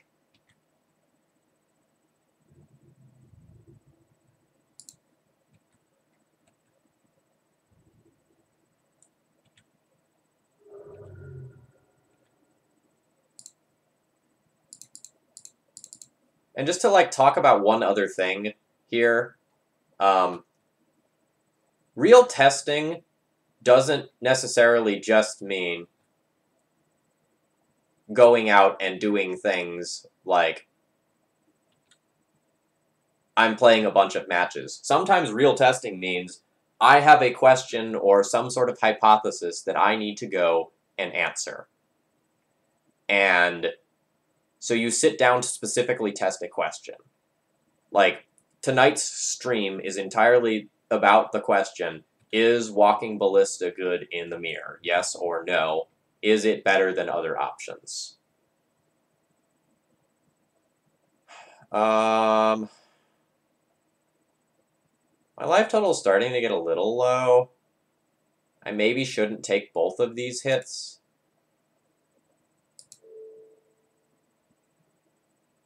So, actually, my life total doesn't matter, right? I can take this 5, equip Batterskull to Crusade. That's a little risky. I'm gonna nug the Wisp now.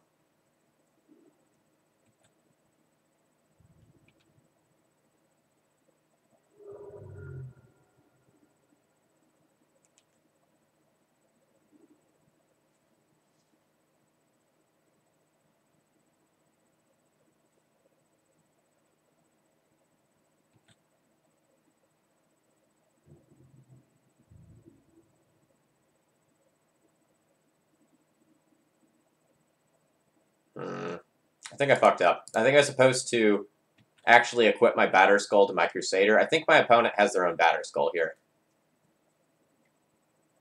Yeah.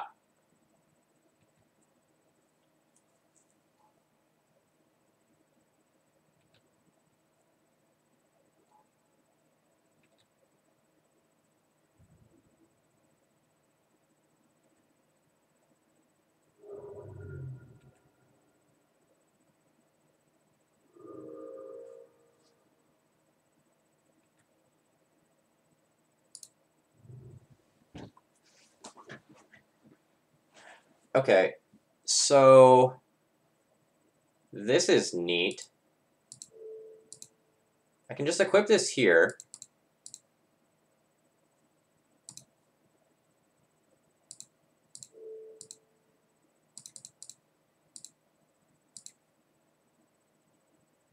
And then it's a threat. And even if I remove that counter for the Remorseful Cleric, it's awesome. Yeah, I still don't think you have that Revoker.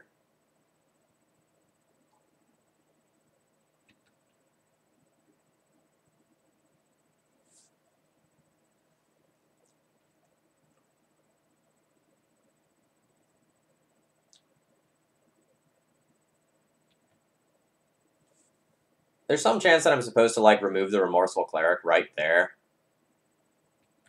before my opponent draws a card.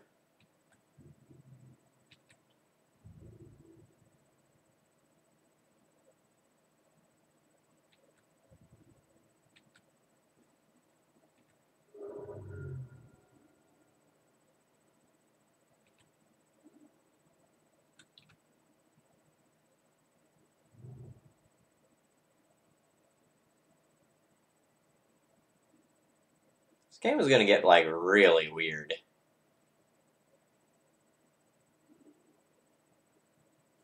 Alright. Have I used Jitte yet this game? Nope. So, Stoneforge, Jitte, equip Jitte, shoot. Yeah, alright. This one's probably over.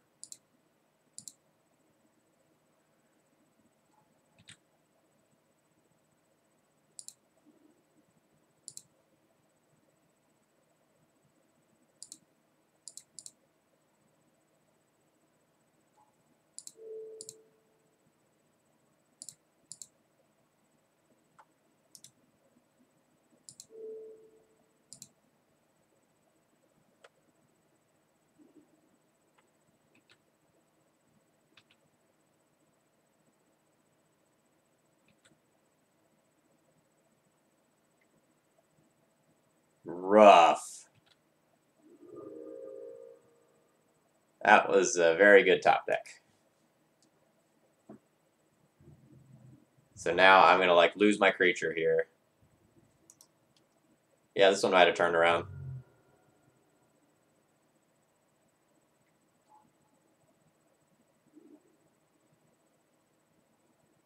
Yep, okay.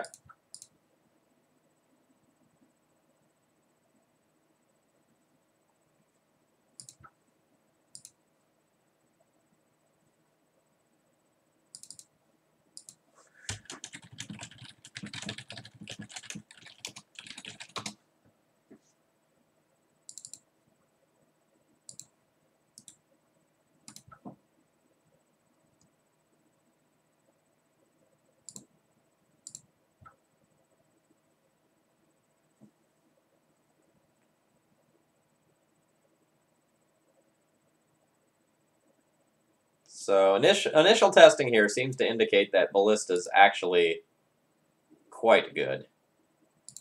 Keep in mind these are only post-sideboard games that I'm playing here. I know it might like look like these are game ones, but like the way I have my deck set up is that we have submitted deck lists that are purely sideboarded already.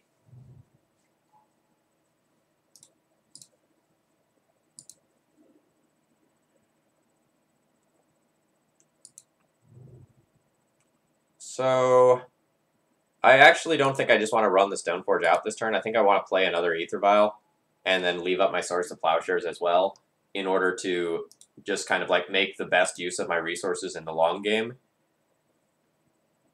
I'm not really in the situation where I can just close this game quickly.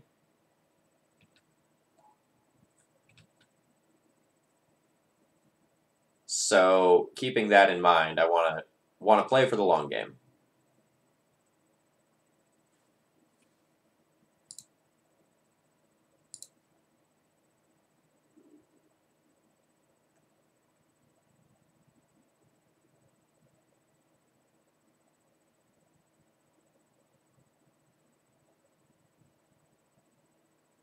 I'm real tempted to Council's Judgment away their Aether Vial and then try to just win the Jitte war before they can with my Vials. Because, like, I have Swords to Plowshares as a tempo play, plus I can connect next turn if I draw a land.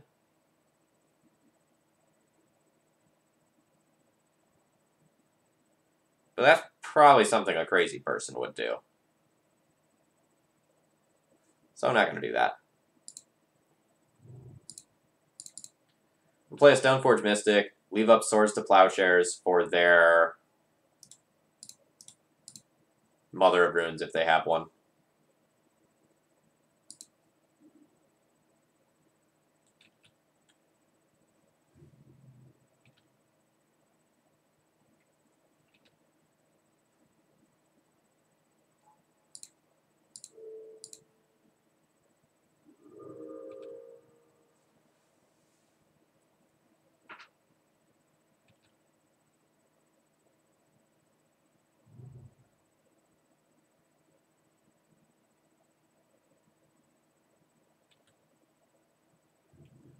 So there's not a real deck list for tonight. I'm just playing purely a post-sideboard game deck list, so there's not really anything to be gained by looking at it.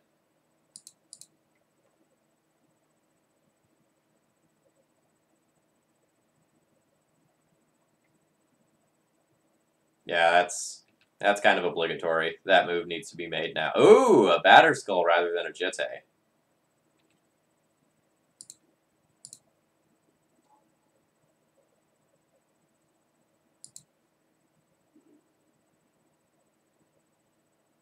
Guess I'll get my own Batter Skull then.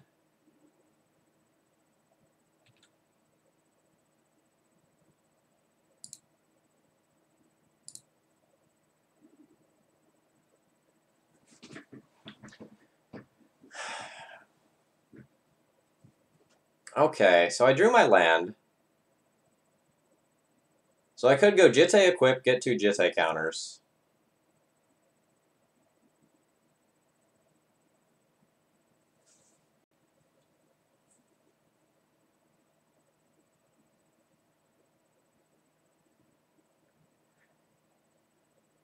I could also just, like, hope my opponent doesn't have one more land. And just, like, pass the turn, end step, put in both of these. And Council's Judgment away their Jitte.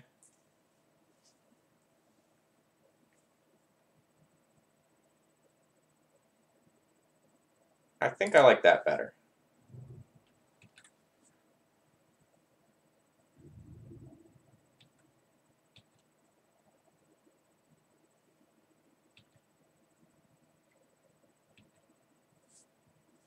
Alright, I should have responded to that.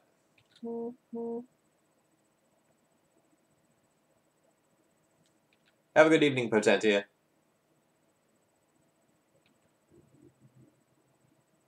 Alright, so they did not have the land.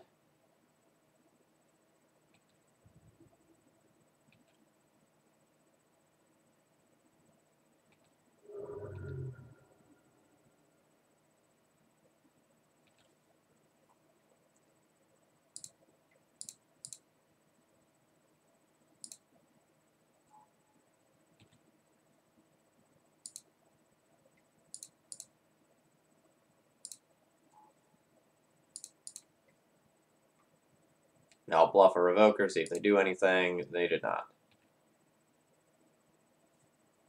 So say always no to that. Always no to that. Use the Aether Ability. No. Okay, what on earth am I doing with that?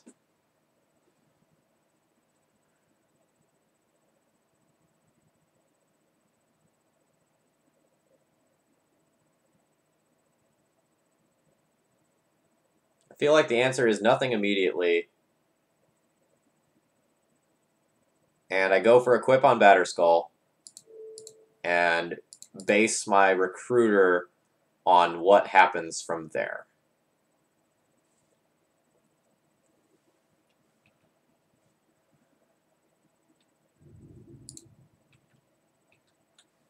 My opponent has a Flicker Wisp. They get huge, huge tempo here. Yeah.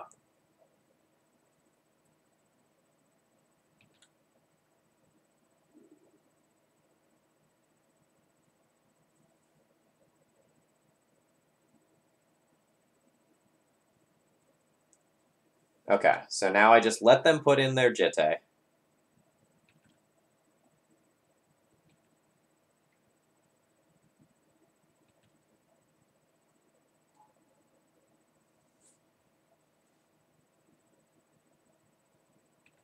And now I'm going to go to their turn. And going to revoke.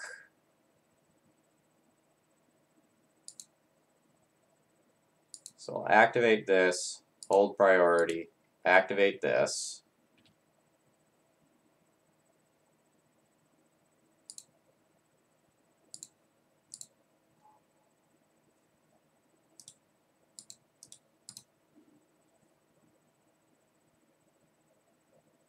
Or actually, I guess I want Relic Order because I have my own Jitte.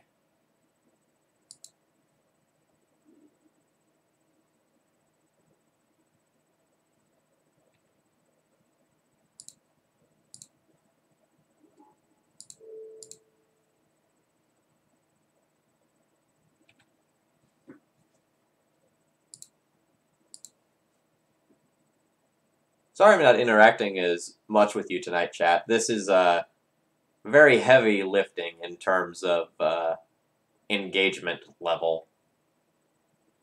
Mir has a lot of moving pieces, and it's even more so in the post-sideboard games where sort of the fluff is out of your deck.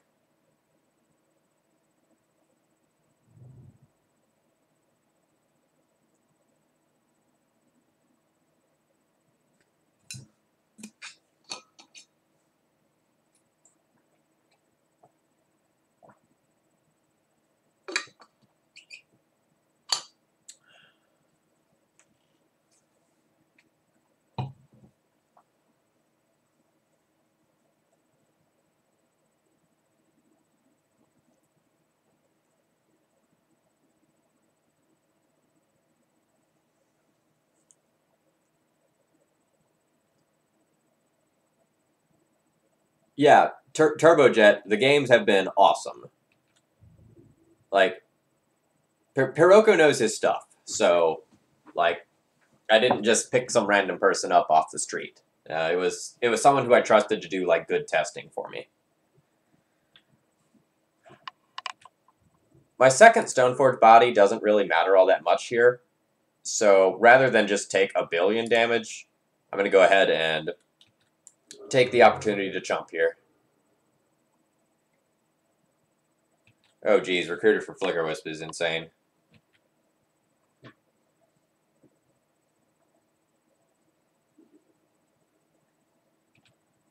Hey chat, did you know Flicker Wisp was good? Did that come up before? Alright. So, I'm going to cast a Council's Judgment. And this puts my opponent in the situation where they have to decide whether or not they want to tap this Aether Vial right now to blink my Jitte. Because if they don't, and my last card is a land, then I do get Jitte counters. Which is pretty big game here. Okay, so they're going to allow me to get Jitte counters.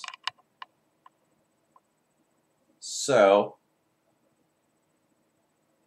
I take this vial.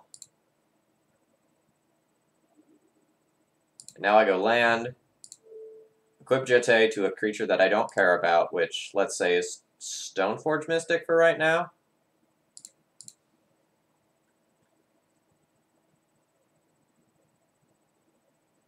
And now I attack in.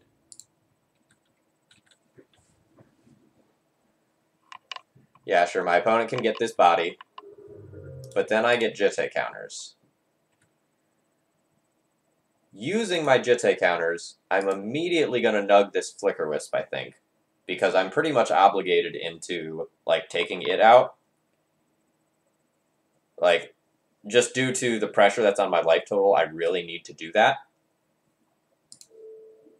And I'm pretty sure I'm going to end up taking out the Recruiter, too. But I'm going to wait till my opponent, like, attacks with it or something.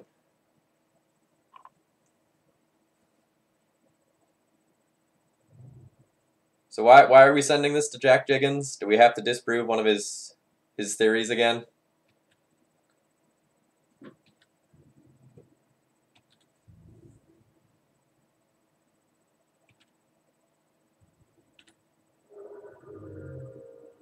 Oh, was it the Flicker Wisp is bad in this deck theory? Because I would understand that. Yeah, that was an embarrassing statement to make in a place about death and taxes. Alright, how am I getting out of this one? This Avenger in the air is a pain in the butt. I can attack in with Recruiter, get, like, just sacrifice it to get 2 more Jitte counters, then I can gain 6 life. Puts me up to 10. That means I'm not dead, but I still need to, like, answer this. I can also just equip my Batterskull, I guess?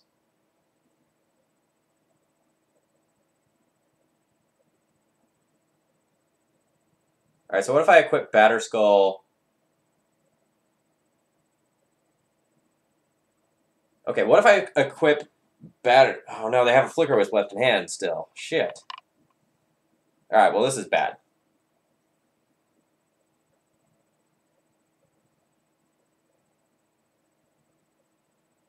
If I equip this here... I can bash in for 5. I can't beat this in combat. If I equip this here, I give them a Jitte. That's bad.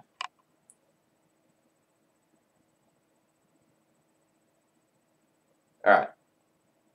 Maybe it's not bad. If I equip this here and attack in, my opponent will probably trade. They get a Jitte. And then in order for them to get Jitte counters on their turn, they're going to have to play very optimally. They're going to have to Flicker Wisp my own Jitte, and then afterwards equip. That might be my best out to win this game. Otherwise, it's attack with Recruiter, just gain a bunch of life, use 2 Jitte counters to stay alive. I'm down 1 creature, and I guess like I get another turn to try to draw out of this, but then... I think I'm just dead.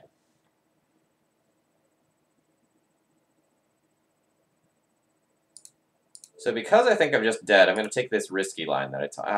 God, that's so bad. I'm not going to do that.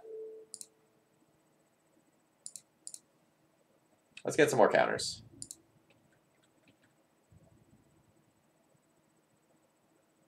Yeah. Obligatory block.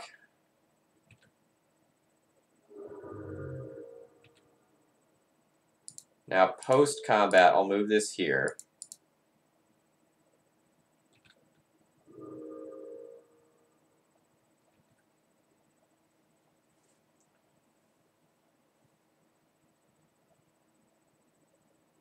Yeah, Flicker Wisp is absolutely one of the best cards in the deck. Not close.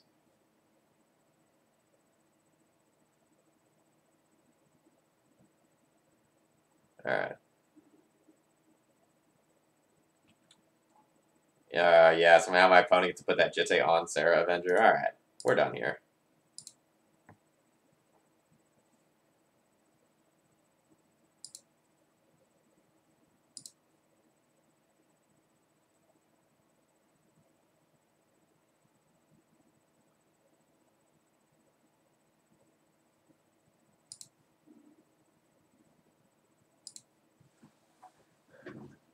So this hand doesn't really do anything in the immediate future, but it's set up pretty well for like a mid to long game.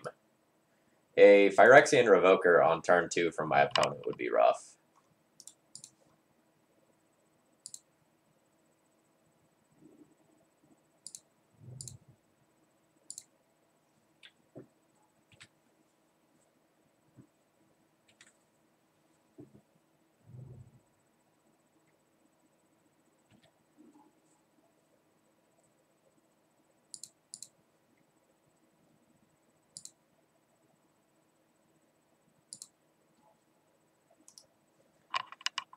Alright, you got it, Battle Cat. You can have the first vial.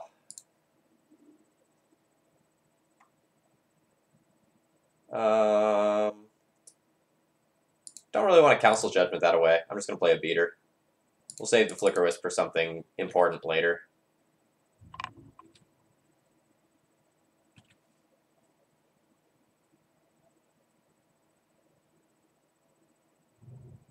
Gutshot the Bob. It's definitely been noticeable.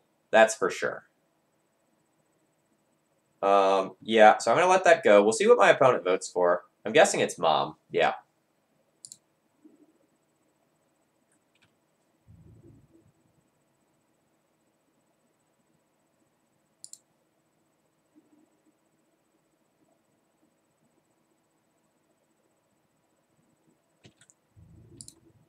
So, like, not having Sword of War and Peace matters, but, like, having Walking Ballista also matters. In the games that are relatively stalled, it's been pretty good to have Ballista as something that I can be drawing towards. In the games that, like, you get a little bit behind in the Jitte War, or where Mom's very good, Sword of War and Peace is kind of nuts. But, like, Ballista would be too.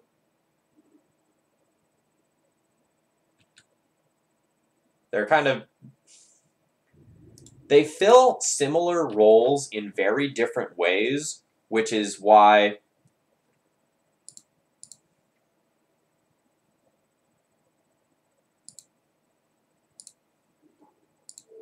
which is why I'm working on like testing the difference between the two of them. Is because I just wasn't sure. Oh god, second Swords to Plowshares. That's pretty good. But I got my value there. So all is well. I will be a little bit afraid if my opponent goes like just like Jete equip. That would be rough.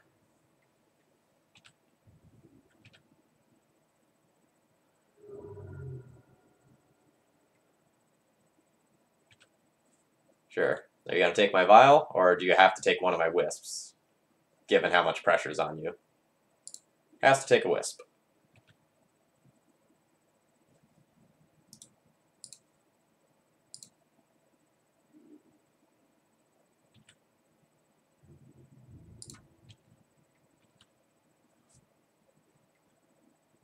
Jeez. Alright.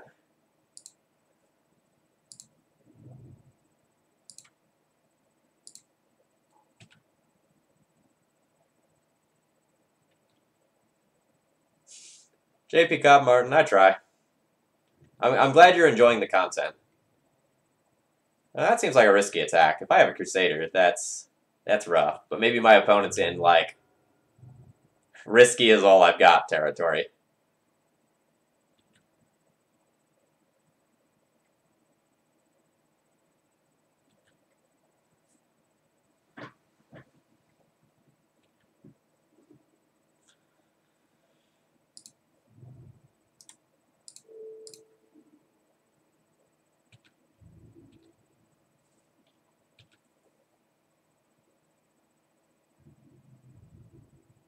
So, like, JP Cobb, I know you thanked me for the good content here, but at the same time, like, I'm only half of it, right? Piroku is doing a great job of piloting a very difficult matchup here.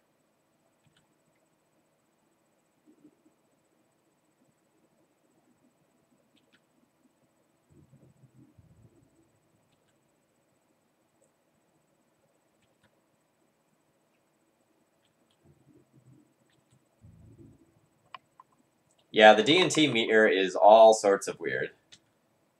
And I'm just going to keep taking hits from this cat forever.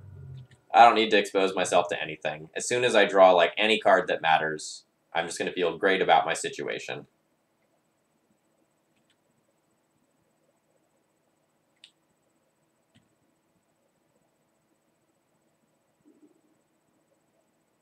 Excellent.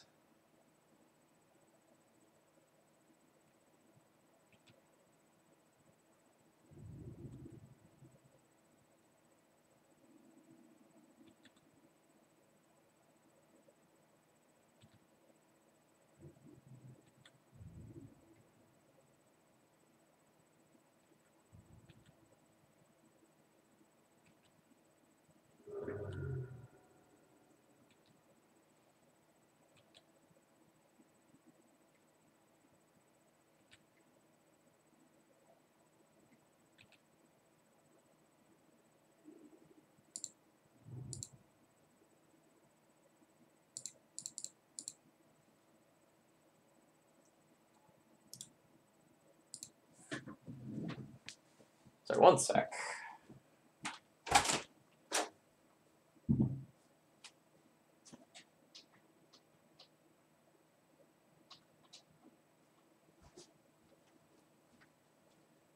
It's getting a little warm.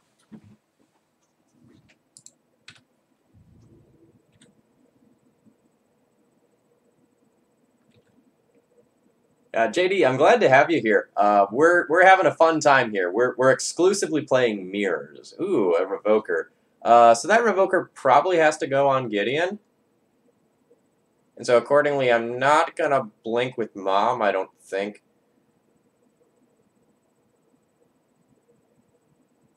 Maybe I should. No, I shouldn't. About the only way I get punished for not, like, protecting is if my opponent's last card is Jete.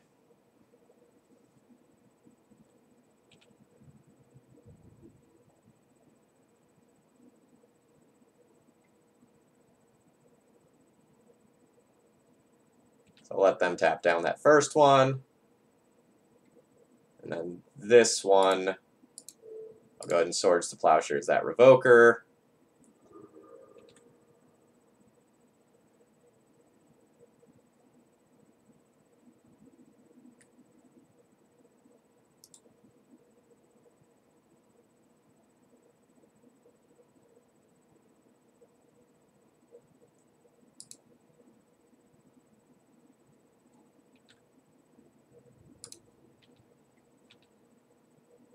Bruce by the Magic Guy, thank you very much for hosting. I appreciate your support.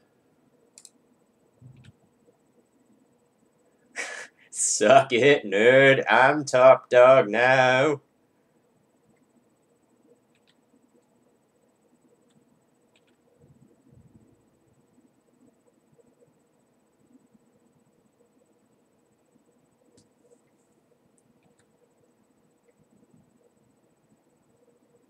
And before Moxall just, like, cheers one bit and wrecks you. Ooh, man. Ooh, man. Got that Batter Skull now, too? That's sweet.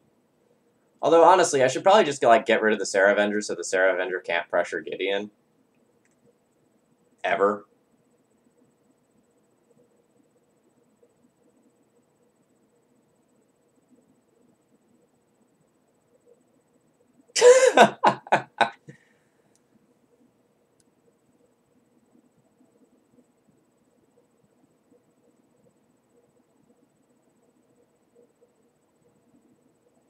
So I can just Council's Judgment away Sarah Avenger.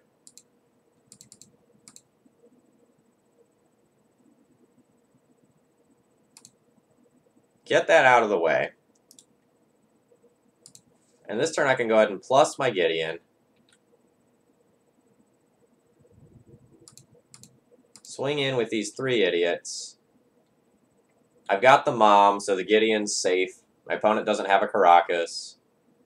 Oh yeah, trade Z's all day. Yeah, you can just trade that token. I'm not even gonna protect.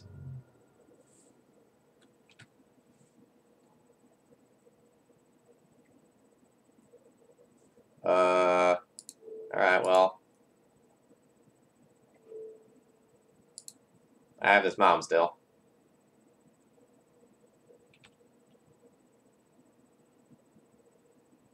But, like, now my opponent, I guess, gets a chance to use a removal spell on Mom. Yeah.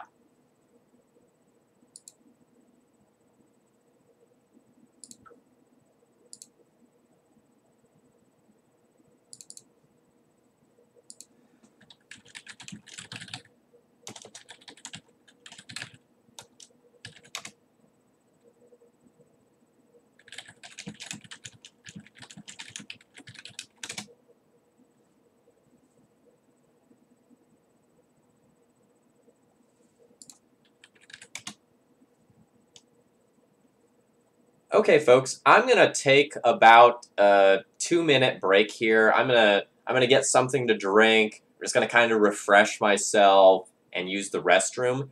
And then my opponent is going to switch to red-white DNT, and we're gonna see if it makes any difference in playing with, like, mono-white versus red-white.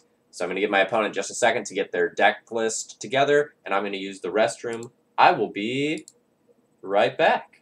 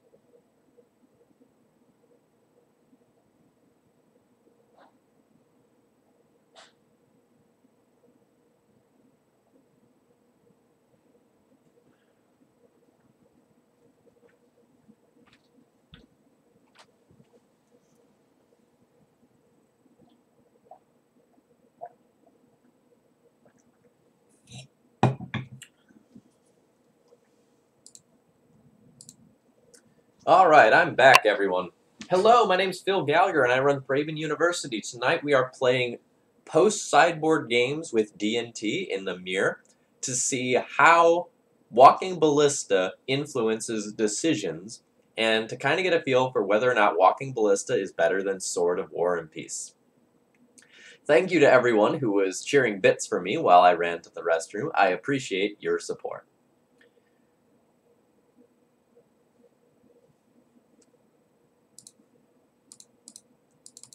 Alright. Challenge.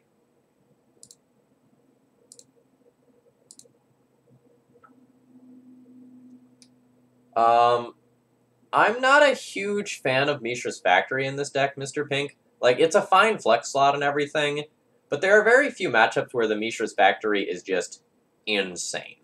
It's always just fine. My opponent's mulliganed. I think that means I'm going to keep my hand. My hand is not amazing. Like, it doesn't have a Vial, it doesn't have a Mom, but I have a lot of interactive cards to stop what my opponent is doing.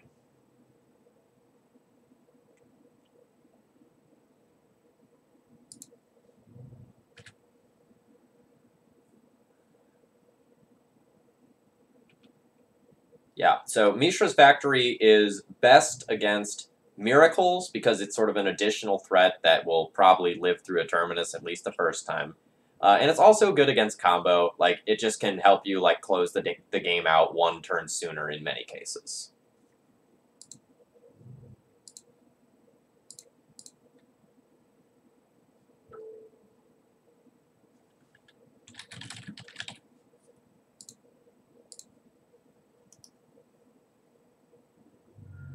I just assume this is going to get, like, removed in some capacity here. Yeah.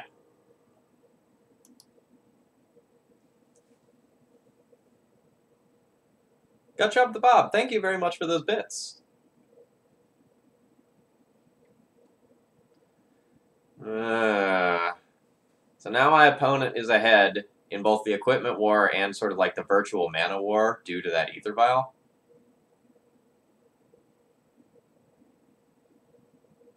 How do I want to play this? So I actually think I just want to Flicker Wisp their Vial, set them back, and then try to connect with my own Jitte before they connect with theirs. I think that's my sort of highest upside line. The other thing that I can do is just, like, Flicker Wisp my own land to hold up Swords to Plowshares, but that would make it, like, super obvious that I have it, so I don't think I want to do that.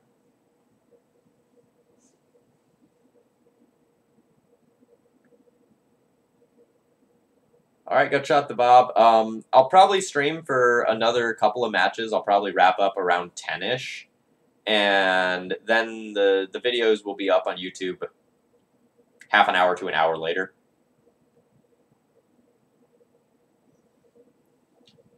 Alright. This is the YOLO moment. I'm going in.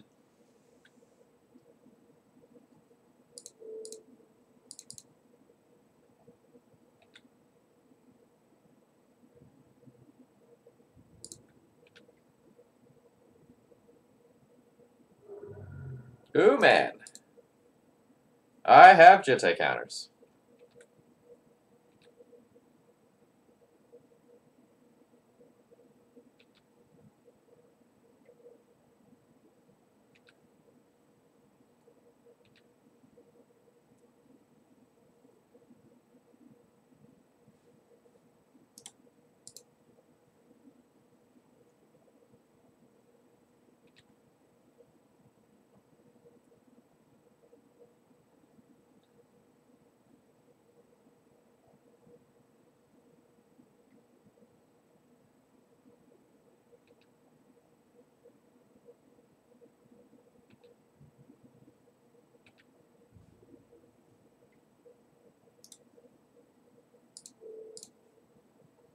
So I only need to remove one counter for right now, because that prevents the Stoneforge from doing any damage. I don't know if I actually want to remove a second. I think I do. I think I'm on the Murder Every Creature Ever plan currently.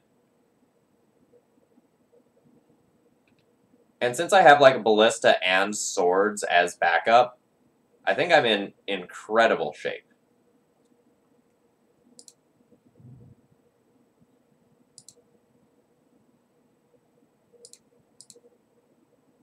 So I'll cast a Revoker. I'll name Aether Vial if this resolves.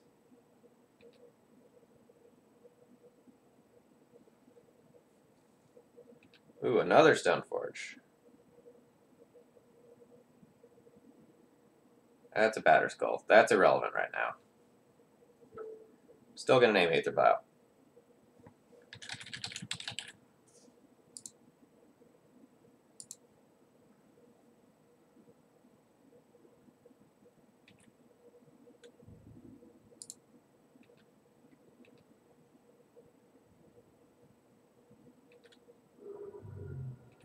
What I meant was if this resolves without my opponent doing anything in response. I don't think I want to blow my Jitte counters on this Stoneforge. I kind of just want to save those and start stockpiling them for a rainy day.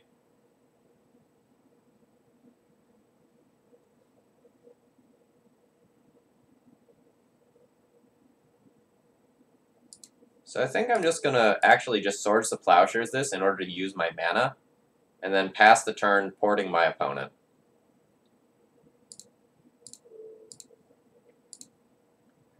Like, I don't want to use my Jitte counters and then expose my cards to something like a Cunning Spark Mage, since my opponent is playing red-white now. And so if I can keep some degree of toughness, like, in the bank on this Flicker Wisp, that's preferable by a very considerable amount.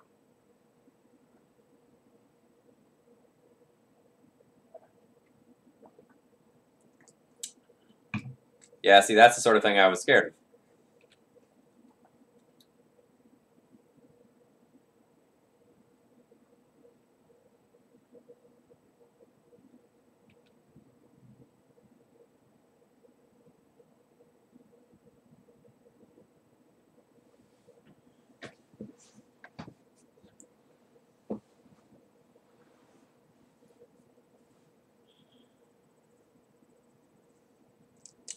Well, I'm going to have a big old walking ballista surprise for my opponent. How many counters does this have on it? It says 2 charge counters on it. I don't want my opponent to know about this prior to attacks. I think what's going to happen is I'm going to go to attacks. My opponent's going to put in a, nug the Revoker, open up their vials, and then try to do something. But I don't think I want a Ballista first. Because if my opponent has something like a Flicker Wisp and they just, like, wisp this, I'm going to be super sad. Maybe it's moot.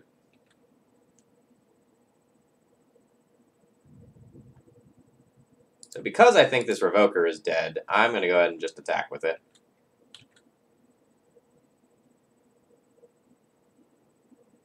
Yep, okay. So that was as is expected.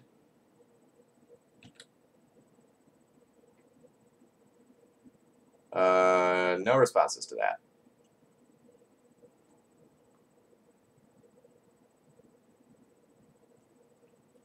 So that's Flicker the Jitte.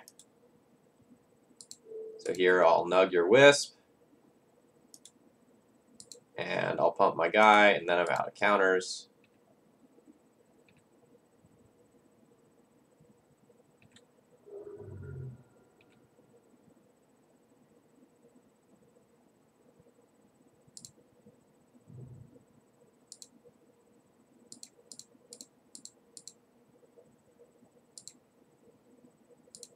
And then a Ballista on 3 should mean that there's no creature that can go and come in, and yeah.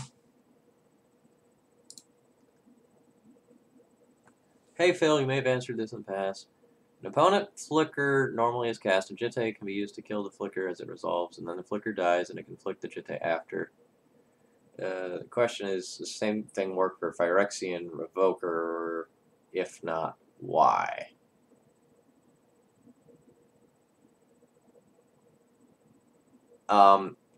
So casting a Phyrexian Revoker doesn't get responded to See how this says as? That means that happens instantly, versus Flicker Wisp, which says when and creates a trigger. So this effect just happens as it enters the battlefield. This happens after it enters the battlefield. So you can respond to the Revoker, but you can't respond to Revoker's ability entering the battlefield. Whereas you can respond to Flicker Wisp, or you can respond to Flicker Wisp's trigger.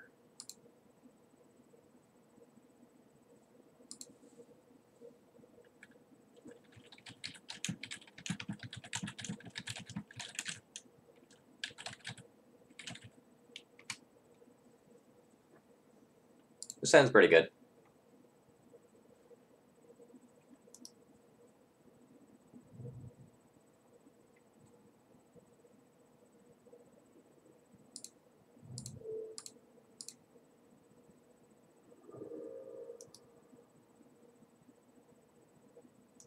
Yeah, Meddling Mage is another card with the as templating. So it just happens right as it enters play. It's not an ability that you can go and respond to.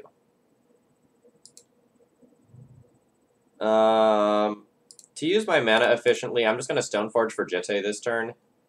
To just kind of like give my opponent a poor target for Swords to Plowshares, if like that's what's in their hand. I'd much rather that go than the Mother of Runes. Now my next turn can be like play Mom and Jitte, and I get to use my mana much better.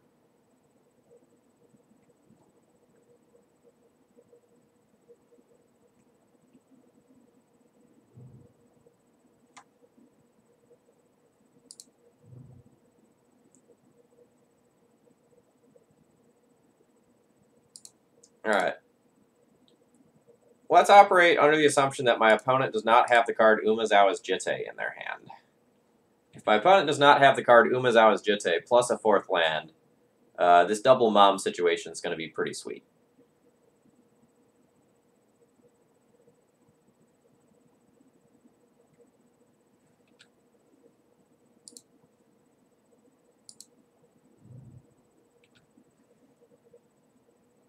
So the issue with that DQ was that a player essentially tried to pretend like, like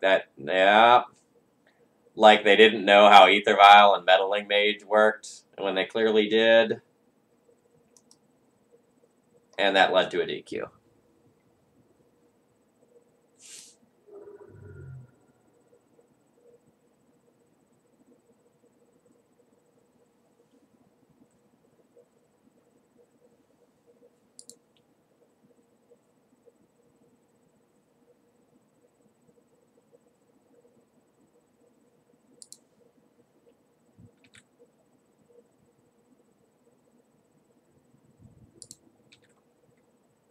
I'm going to get in there for 1 point of damage with this Mom.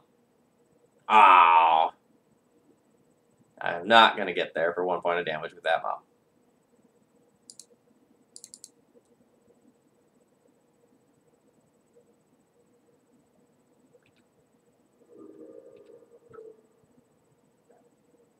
Alright, so before we go too deep on, like, the Pro Tour DQ disqualification sort of stuff, just kind of given the nature of, like, how Magic stuff has been going on Twitter and such in the past week, I'd like to try to just kind of keep a more positive conversation environment going on.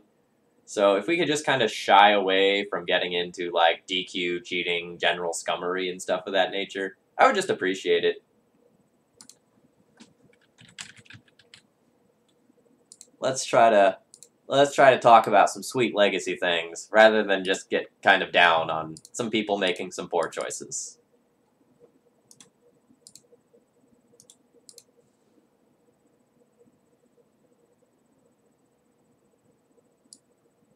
So I actually wonder if I'm supposed to just get, like, Walking Ballista here, and then cast a Walking Ballista for 3 next turn. That seems pretty great. Let's do that.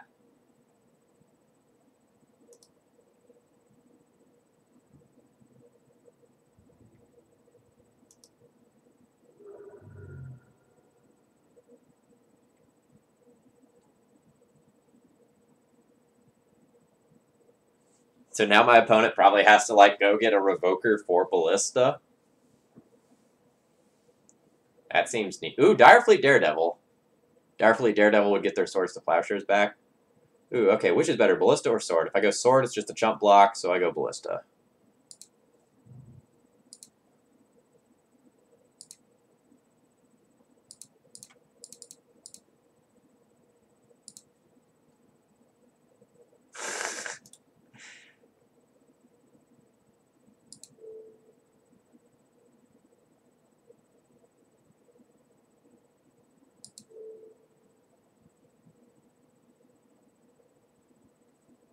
Thought I did that correctly.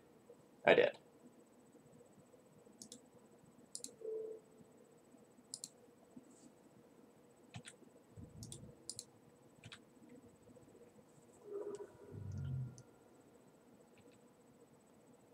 No Ocean Flame. I think it's a question of, like, do I want to play some, like, sort of War and Peace, or do I want to play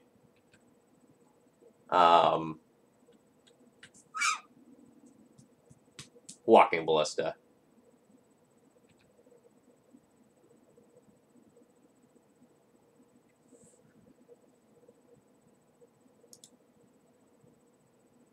I guess I have no reason to, like, use this Ballista currently. I can just, like, wait until my turn.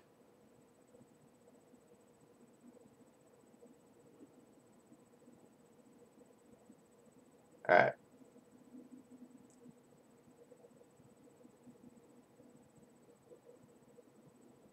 Is there any way that I can get Jitte counters this turn? I don't think so.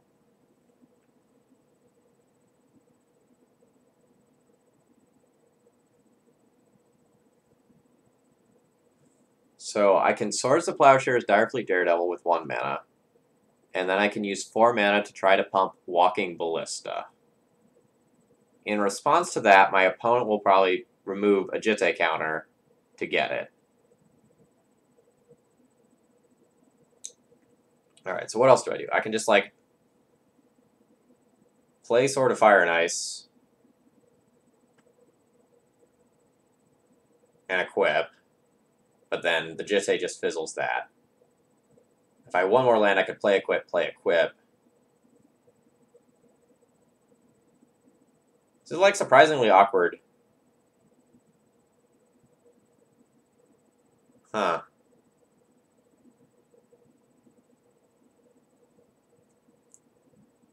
So I think I win this exchange pretty handily if my opponent doesn't get another creature. I think I just pass the turn. And then respond to my opponent doing things. Although that's just, like... my opponent's not going to let me put another counter on this Walking Ballista. Like, there's no way in hell. But I don't have, like, another creature afterwards, so that's super awkward. So I think I need to play, like, spend some resources this turn doing something that contributes to the board, and then I pass. Actually, I can play out both of these cards, right, and then hold up Swords to Plowshares as interaction. And now this will make any threat that I draw from here just devastatingly good.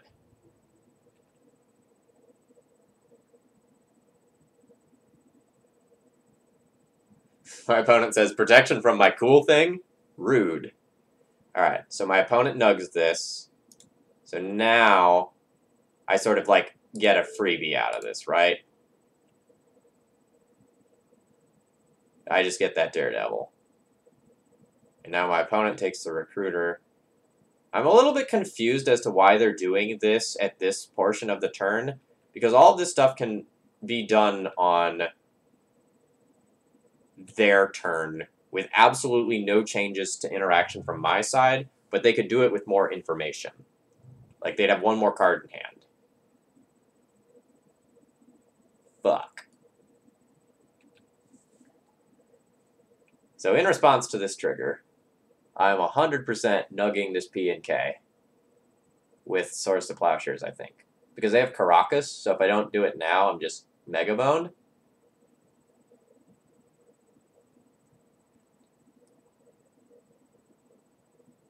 The issue is I mean, man, there's all sorts of issues here. So if the last card in their hand is Caracas and I don't nug this year, I'm dead. Yeah. So I think I need to Swords to Plowshares this here, and then draw a creature on my turn that I can equip. Alright, well, I didn't. So I'm probably dead. I could have just kept bouncing their P and K with my Caracas forever. Right, guys? Guys? Guys?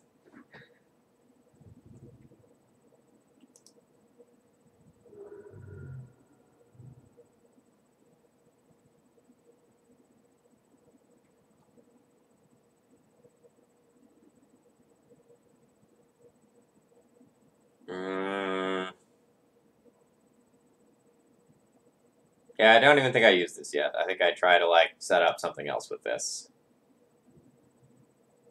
Like, I can use it to get rid of 2 Jitte counters. I can use it to blank a Thopter.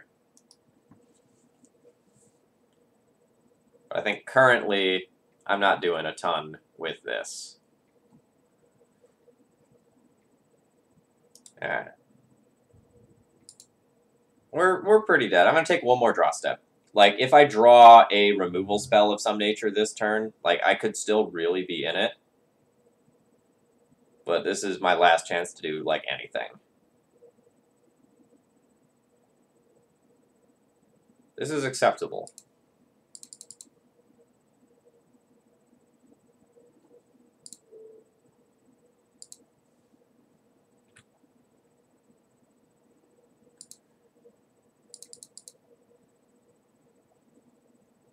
Beyond awkward, though.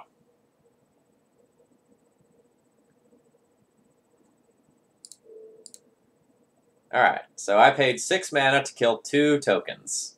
So I've now expended 3 cards on P and K, and these Jitte counters are just going to eat the Flicker Wisps here. Oh shit, there's another creature too? Alright.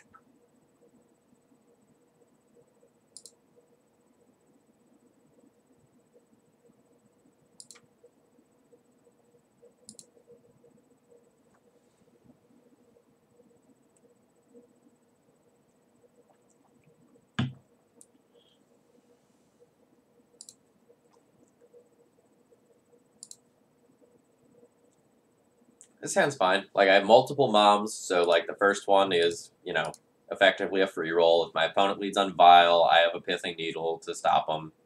This is a strong opening hand.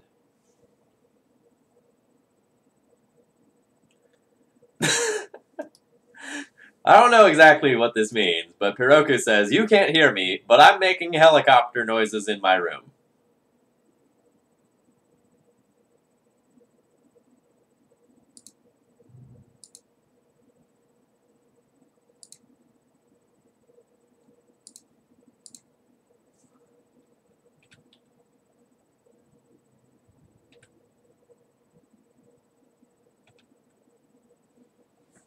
So, Mr. Pink,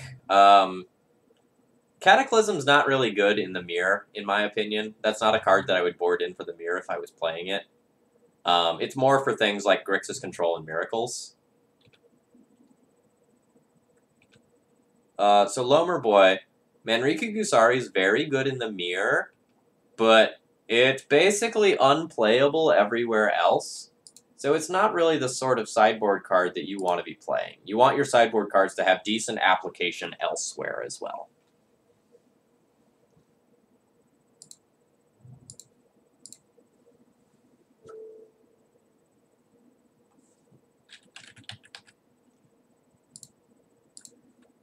And just to plug myself, on the off chance that you aren't already aware, my website, ThrabenU University, which is linked below, will have a lot of information that will be very useful to you if you are going and learning this deck.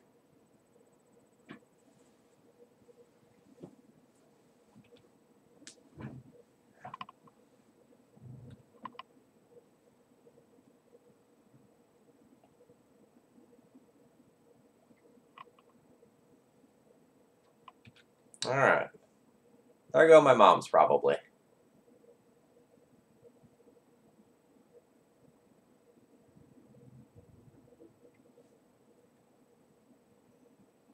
Am I willing to trade a mom for a Stoneforge on an empty board? Like, effectively an empty board. Probably not, because if I remove that Revoker, then, like, my moms have so much more value than his Stoneforge Mystic. So let's go with a big old nope on that one.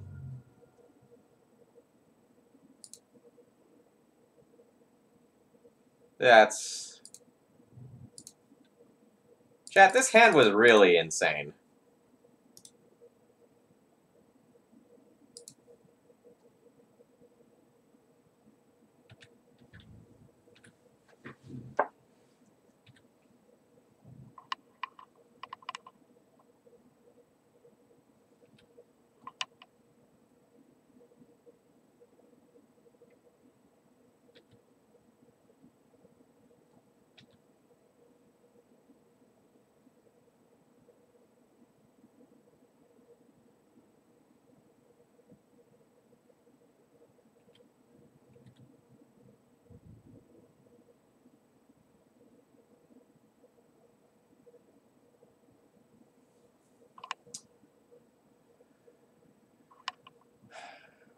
I don't think I want to use my Revoker yet. I think I'm going to leave my Vial on 2 and see what I draw. I'll probably revoke Stoneforge Mystic for Batterskull. Actually, if I'm pretty likely to do that, maybe I should just do it now. And then I can open myself up to some other lines.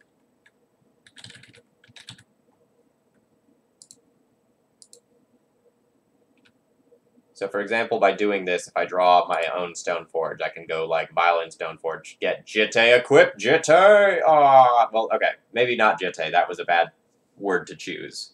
But, like, now I get to open myself up to, like, Stoneforge, put a piece of equipment into play.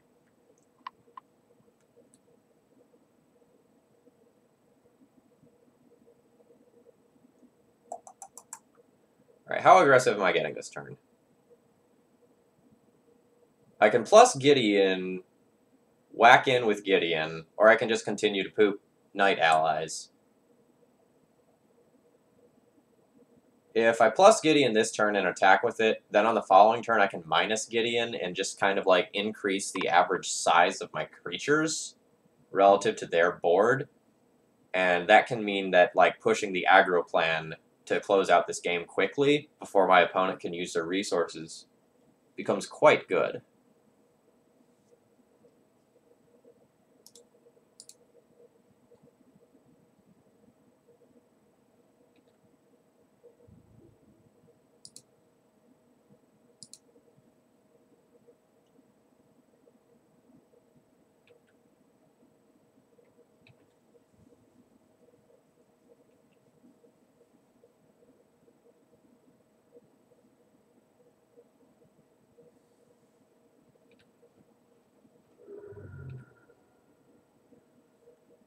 Alright.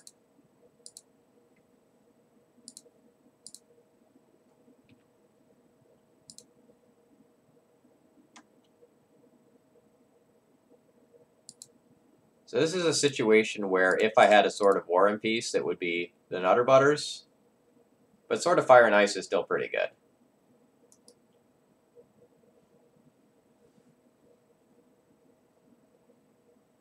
Like, on my next turn, I can just, like, Anthem, turn the moms into 2/2s, so that the moms can start crashing in and pressure my opponent.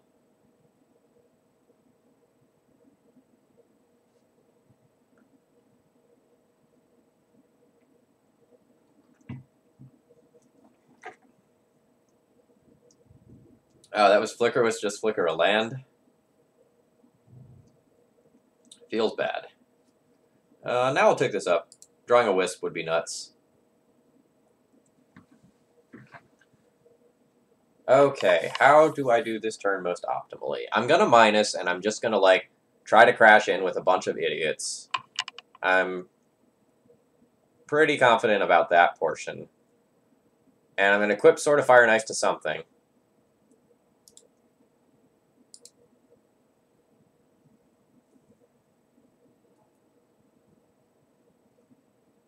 Maybe it's my Revoker. Like, I can just put that, set it to 4 toughness. In order for my opponent to get rid of it, they need to double block.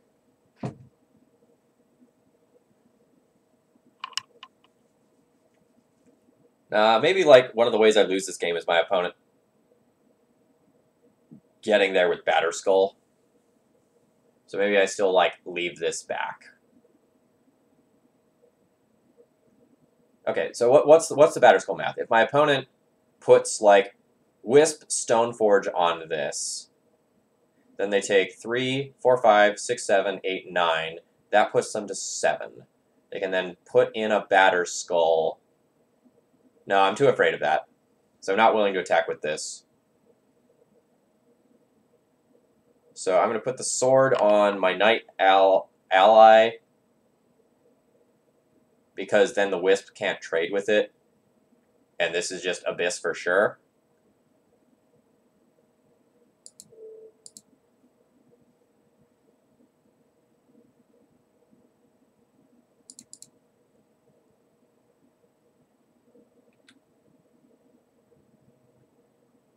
No, Archmage, I don't think I want to port in my own upkeep. Like, if my opponent has a Swords to Plowshares like they do, this isn't that big of a deal, right?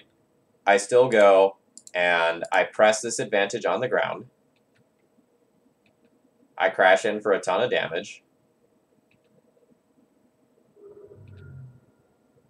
I go and I deploy a Mom. I have sort of like an Abyss that's coming down. My opponent's not going to be able to get in a hit with a piece of equipment this turn.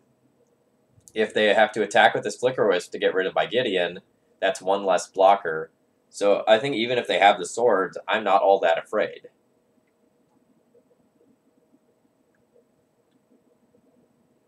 Alright, so this is going to be a Revoker on my Sword of Fire and Ice. So approximately all of the fun things are shut off.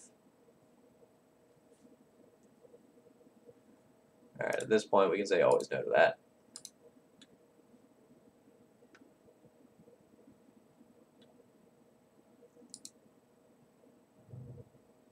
I shouldn't have played that.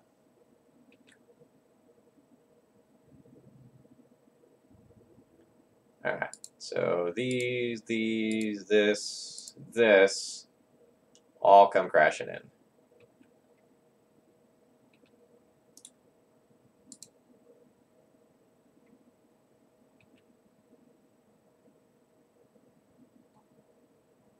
Ooh, a First Striker. That's good. So that can eat a Mom.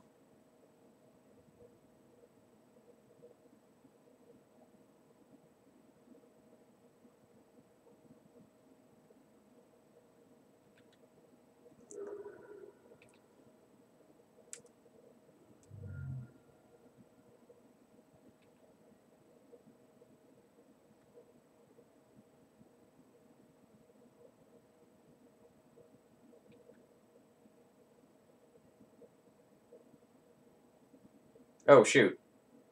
Shoot. My opponent's Revoker is gone, so I could have equipped that sword onto the Stoneforge, so I wasted 2 mana there.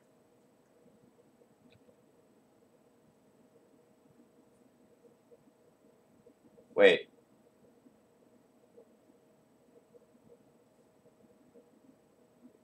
I'm confused.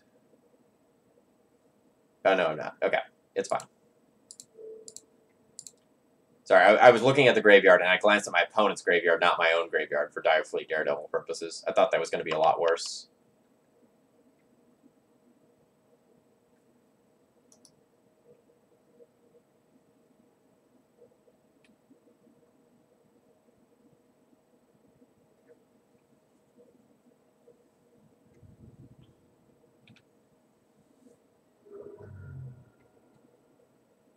So many vials.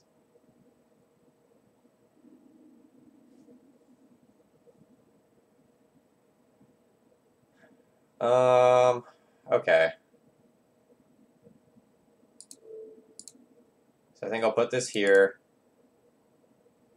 Try to bash in. Probably get jump blocked by Stoneforge.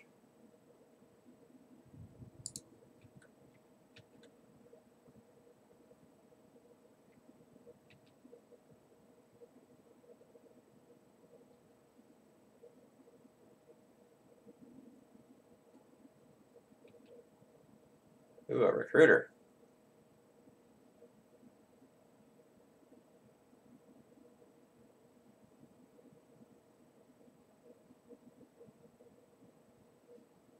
Which will presumably just get a Flicker Wisp because that card's insane.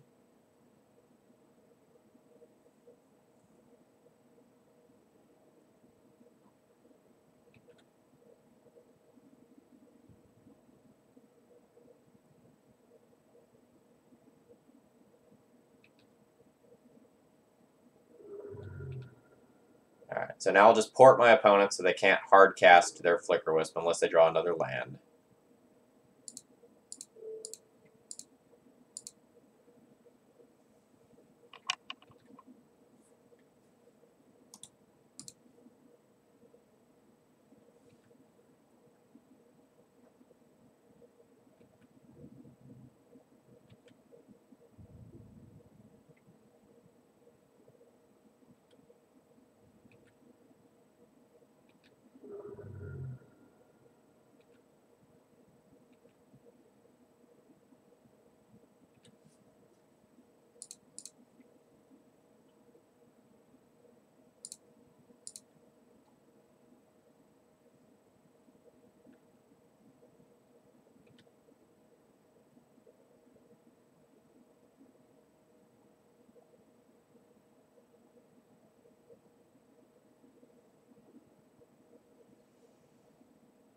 Okay.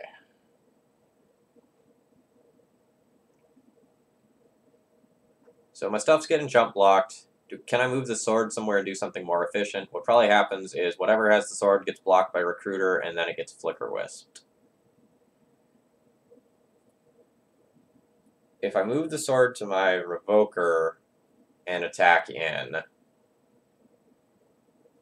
then my opponent could go Flicker Wisp the sword out, trade Revoker for Flicker Wisp, block Recruiter, take 2. I don't like that. But I really want to be attacking with all my things. I need to, like, press my advantage before I drown in Flicker Wisps. So how can I win?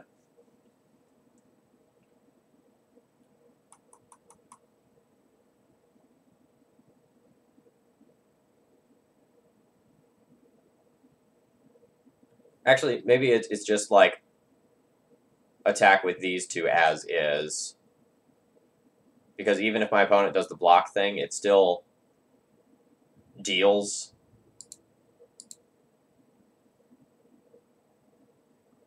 Oh crap. I can just attack with this. My opponent's Stoneforge is gone. I just kind of derped there.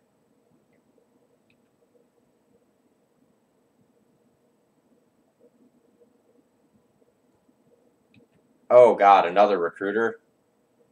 Wow.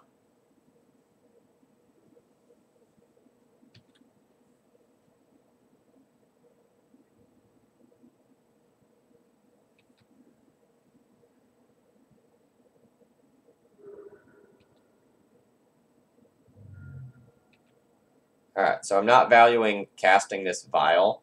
Instead, I'm valuing representing a card in my hand.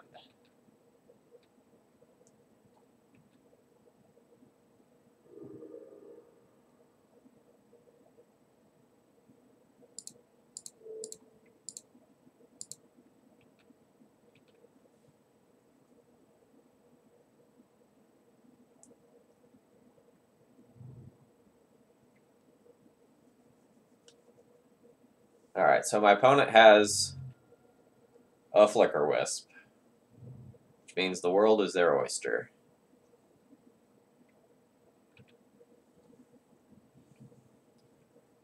I don't need to do that much to press damage. Like, I can equip the Revoker, it goes up to 4 toughness. It could trade with Crusader right now.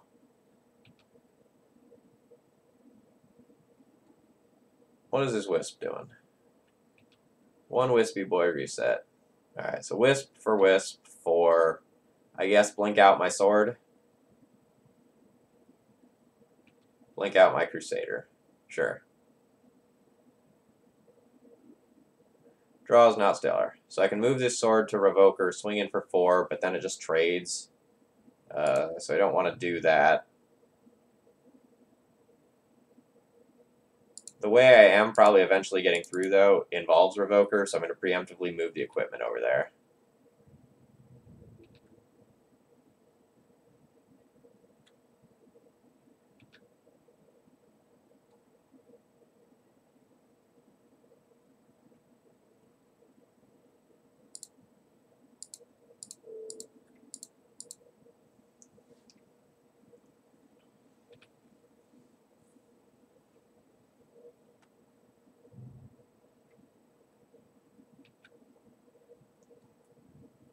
Alright.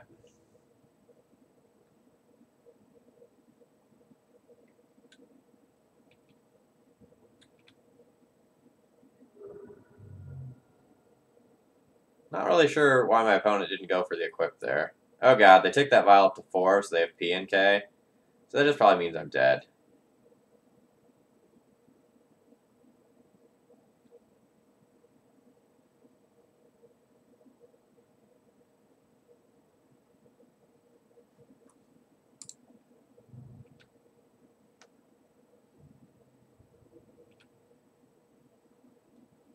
So I'm going to assume this is like end step, put in P and K, tap down my port, and do like P and K shenanigans. And then I'll just be stone dead to that. Nope. So that's good. There's hope. There's not hope.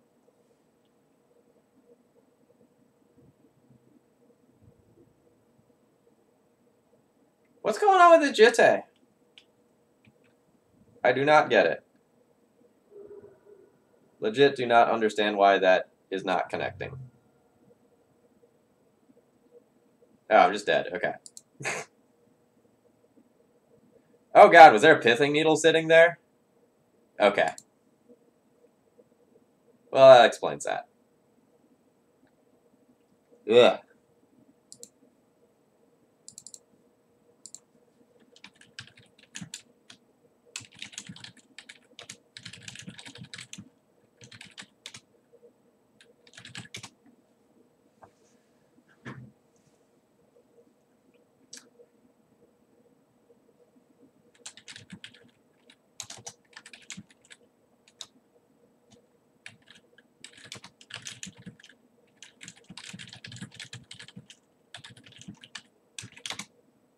Sorry, chat. Give me 1 second here. I'm gonna let Basic Planes get in the chat, and then I'm gonna like make a couple of closing remarks. What was I playing? I was playing this one. You can see I've just been testing a handful of deck lists here. Okay, there we go. So for anyone not familiar, Basic Planes is Puroku. So I wanted my opponent to get in here for sort of my closing remarks. So in this testing session, I was specifically trying to see whether or not Walking Ballista was going to be like a good and impactful card in the mirror. And the answer was a resounding yes. Ooh, JPA, yeah, before I go, I'll talk a little bit about that deck list, because I know, like, multiple people were going and asking me about it, so I might as well, like, say it one more time now that I've got more people here. So, like, with a resounding yes, Walking Ballista was good in the mirror. It is a different sort of card than Sword of War and Peace. Sword of War and Peace kind of, like, lets you break Mom parity and lets you push through clogged boards. Walking Ballista kind of lets you pick at key pieces of the opposing deck. So, like, Mom, Recruiters, and Flicker Wisps are super important to the post-sideboard games, and Walking Ballista helps to nug all of those cards. So you have the option to go and like really mess with your opponent's board and stop some of their shenanigans. You get to decrease their aerial dominance with Flicker Wisp, you get to stop the Flicker Wisp recruiter chains, and you get to get rid of moms, so like your removal gets turned back on, and so forth. So Ballista is definitely a card that is worth testing in D&T. I'm likely to play one at the Grand Prix. I don't know 100% for sure, but I'm pretty likely to want to try that out.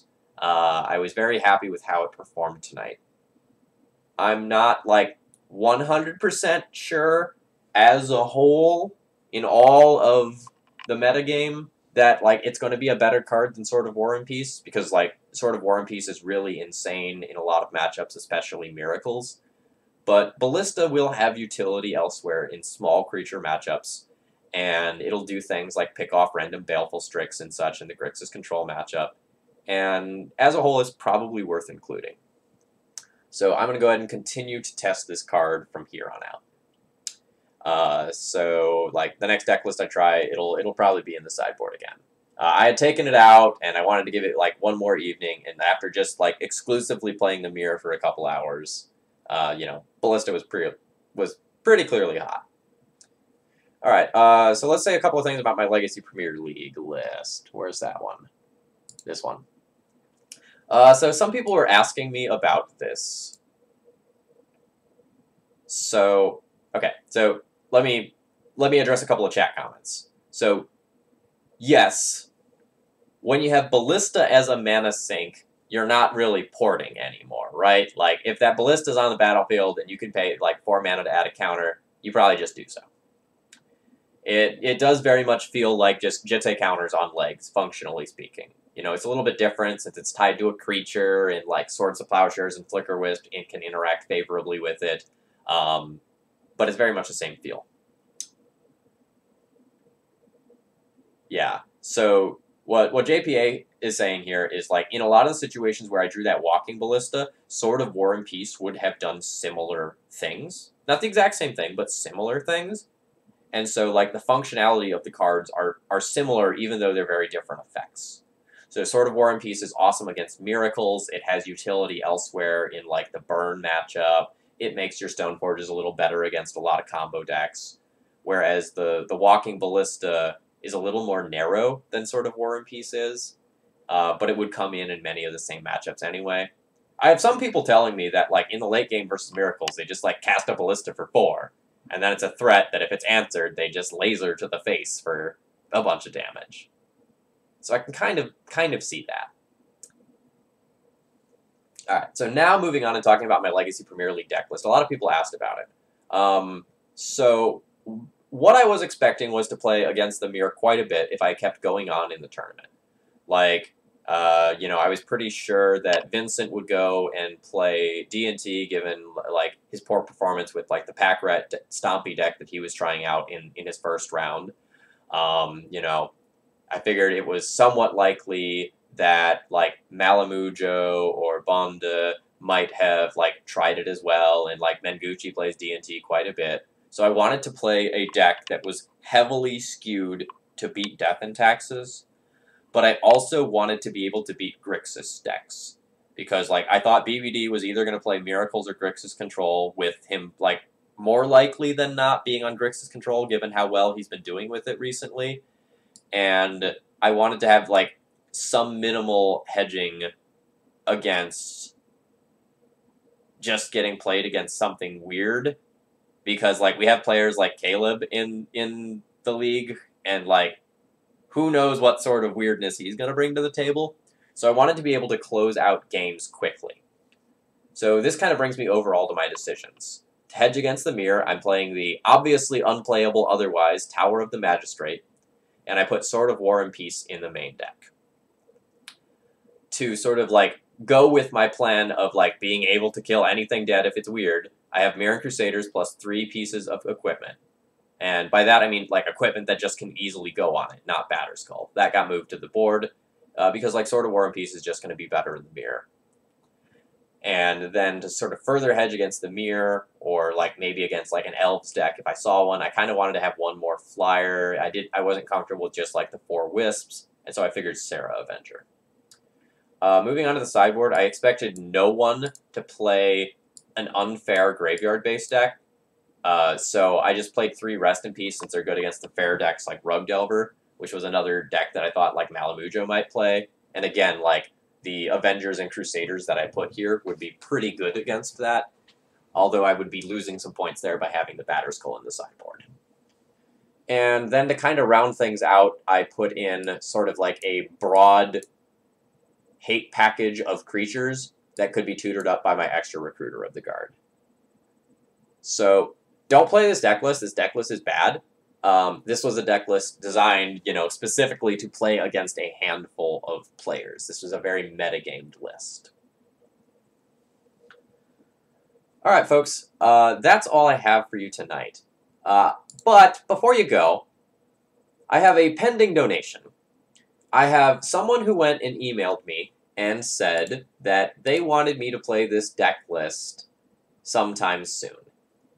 And so they went and they sent me this deck list, an Antiquity Wars based deck list.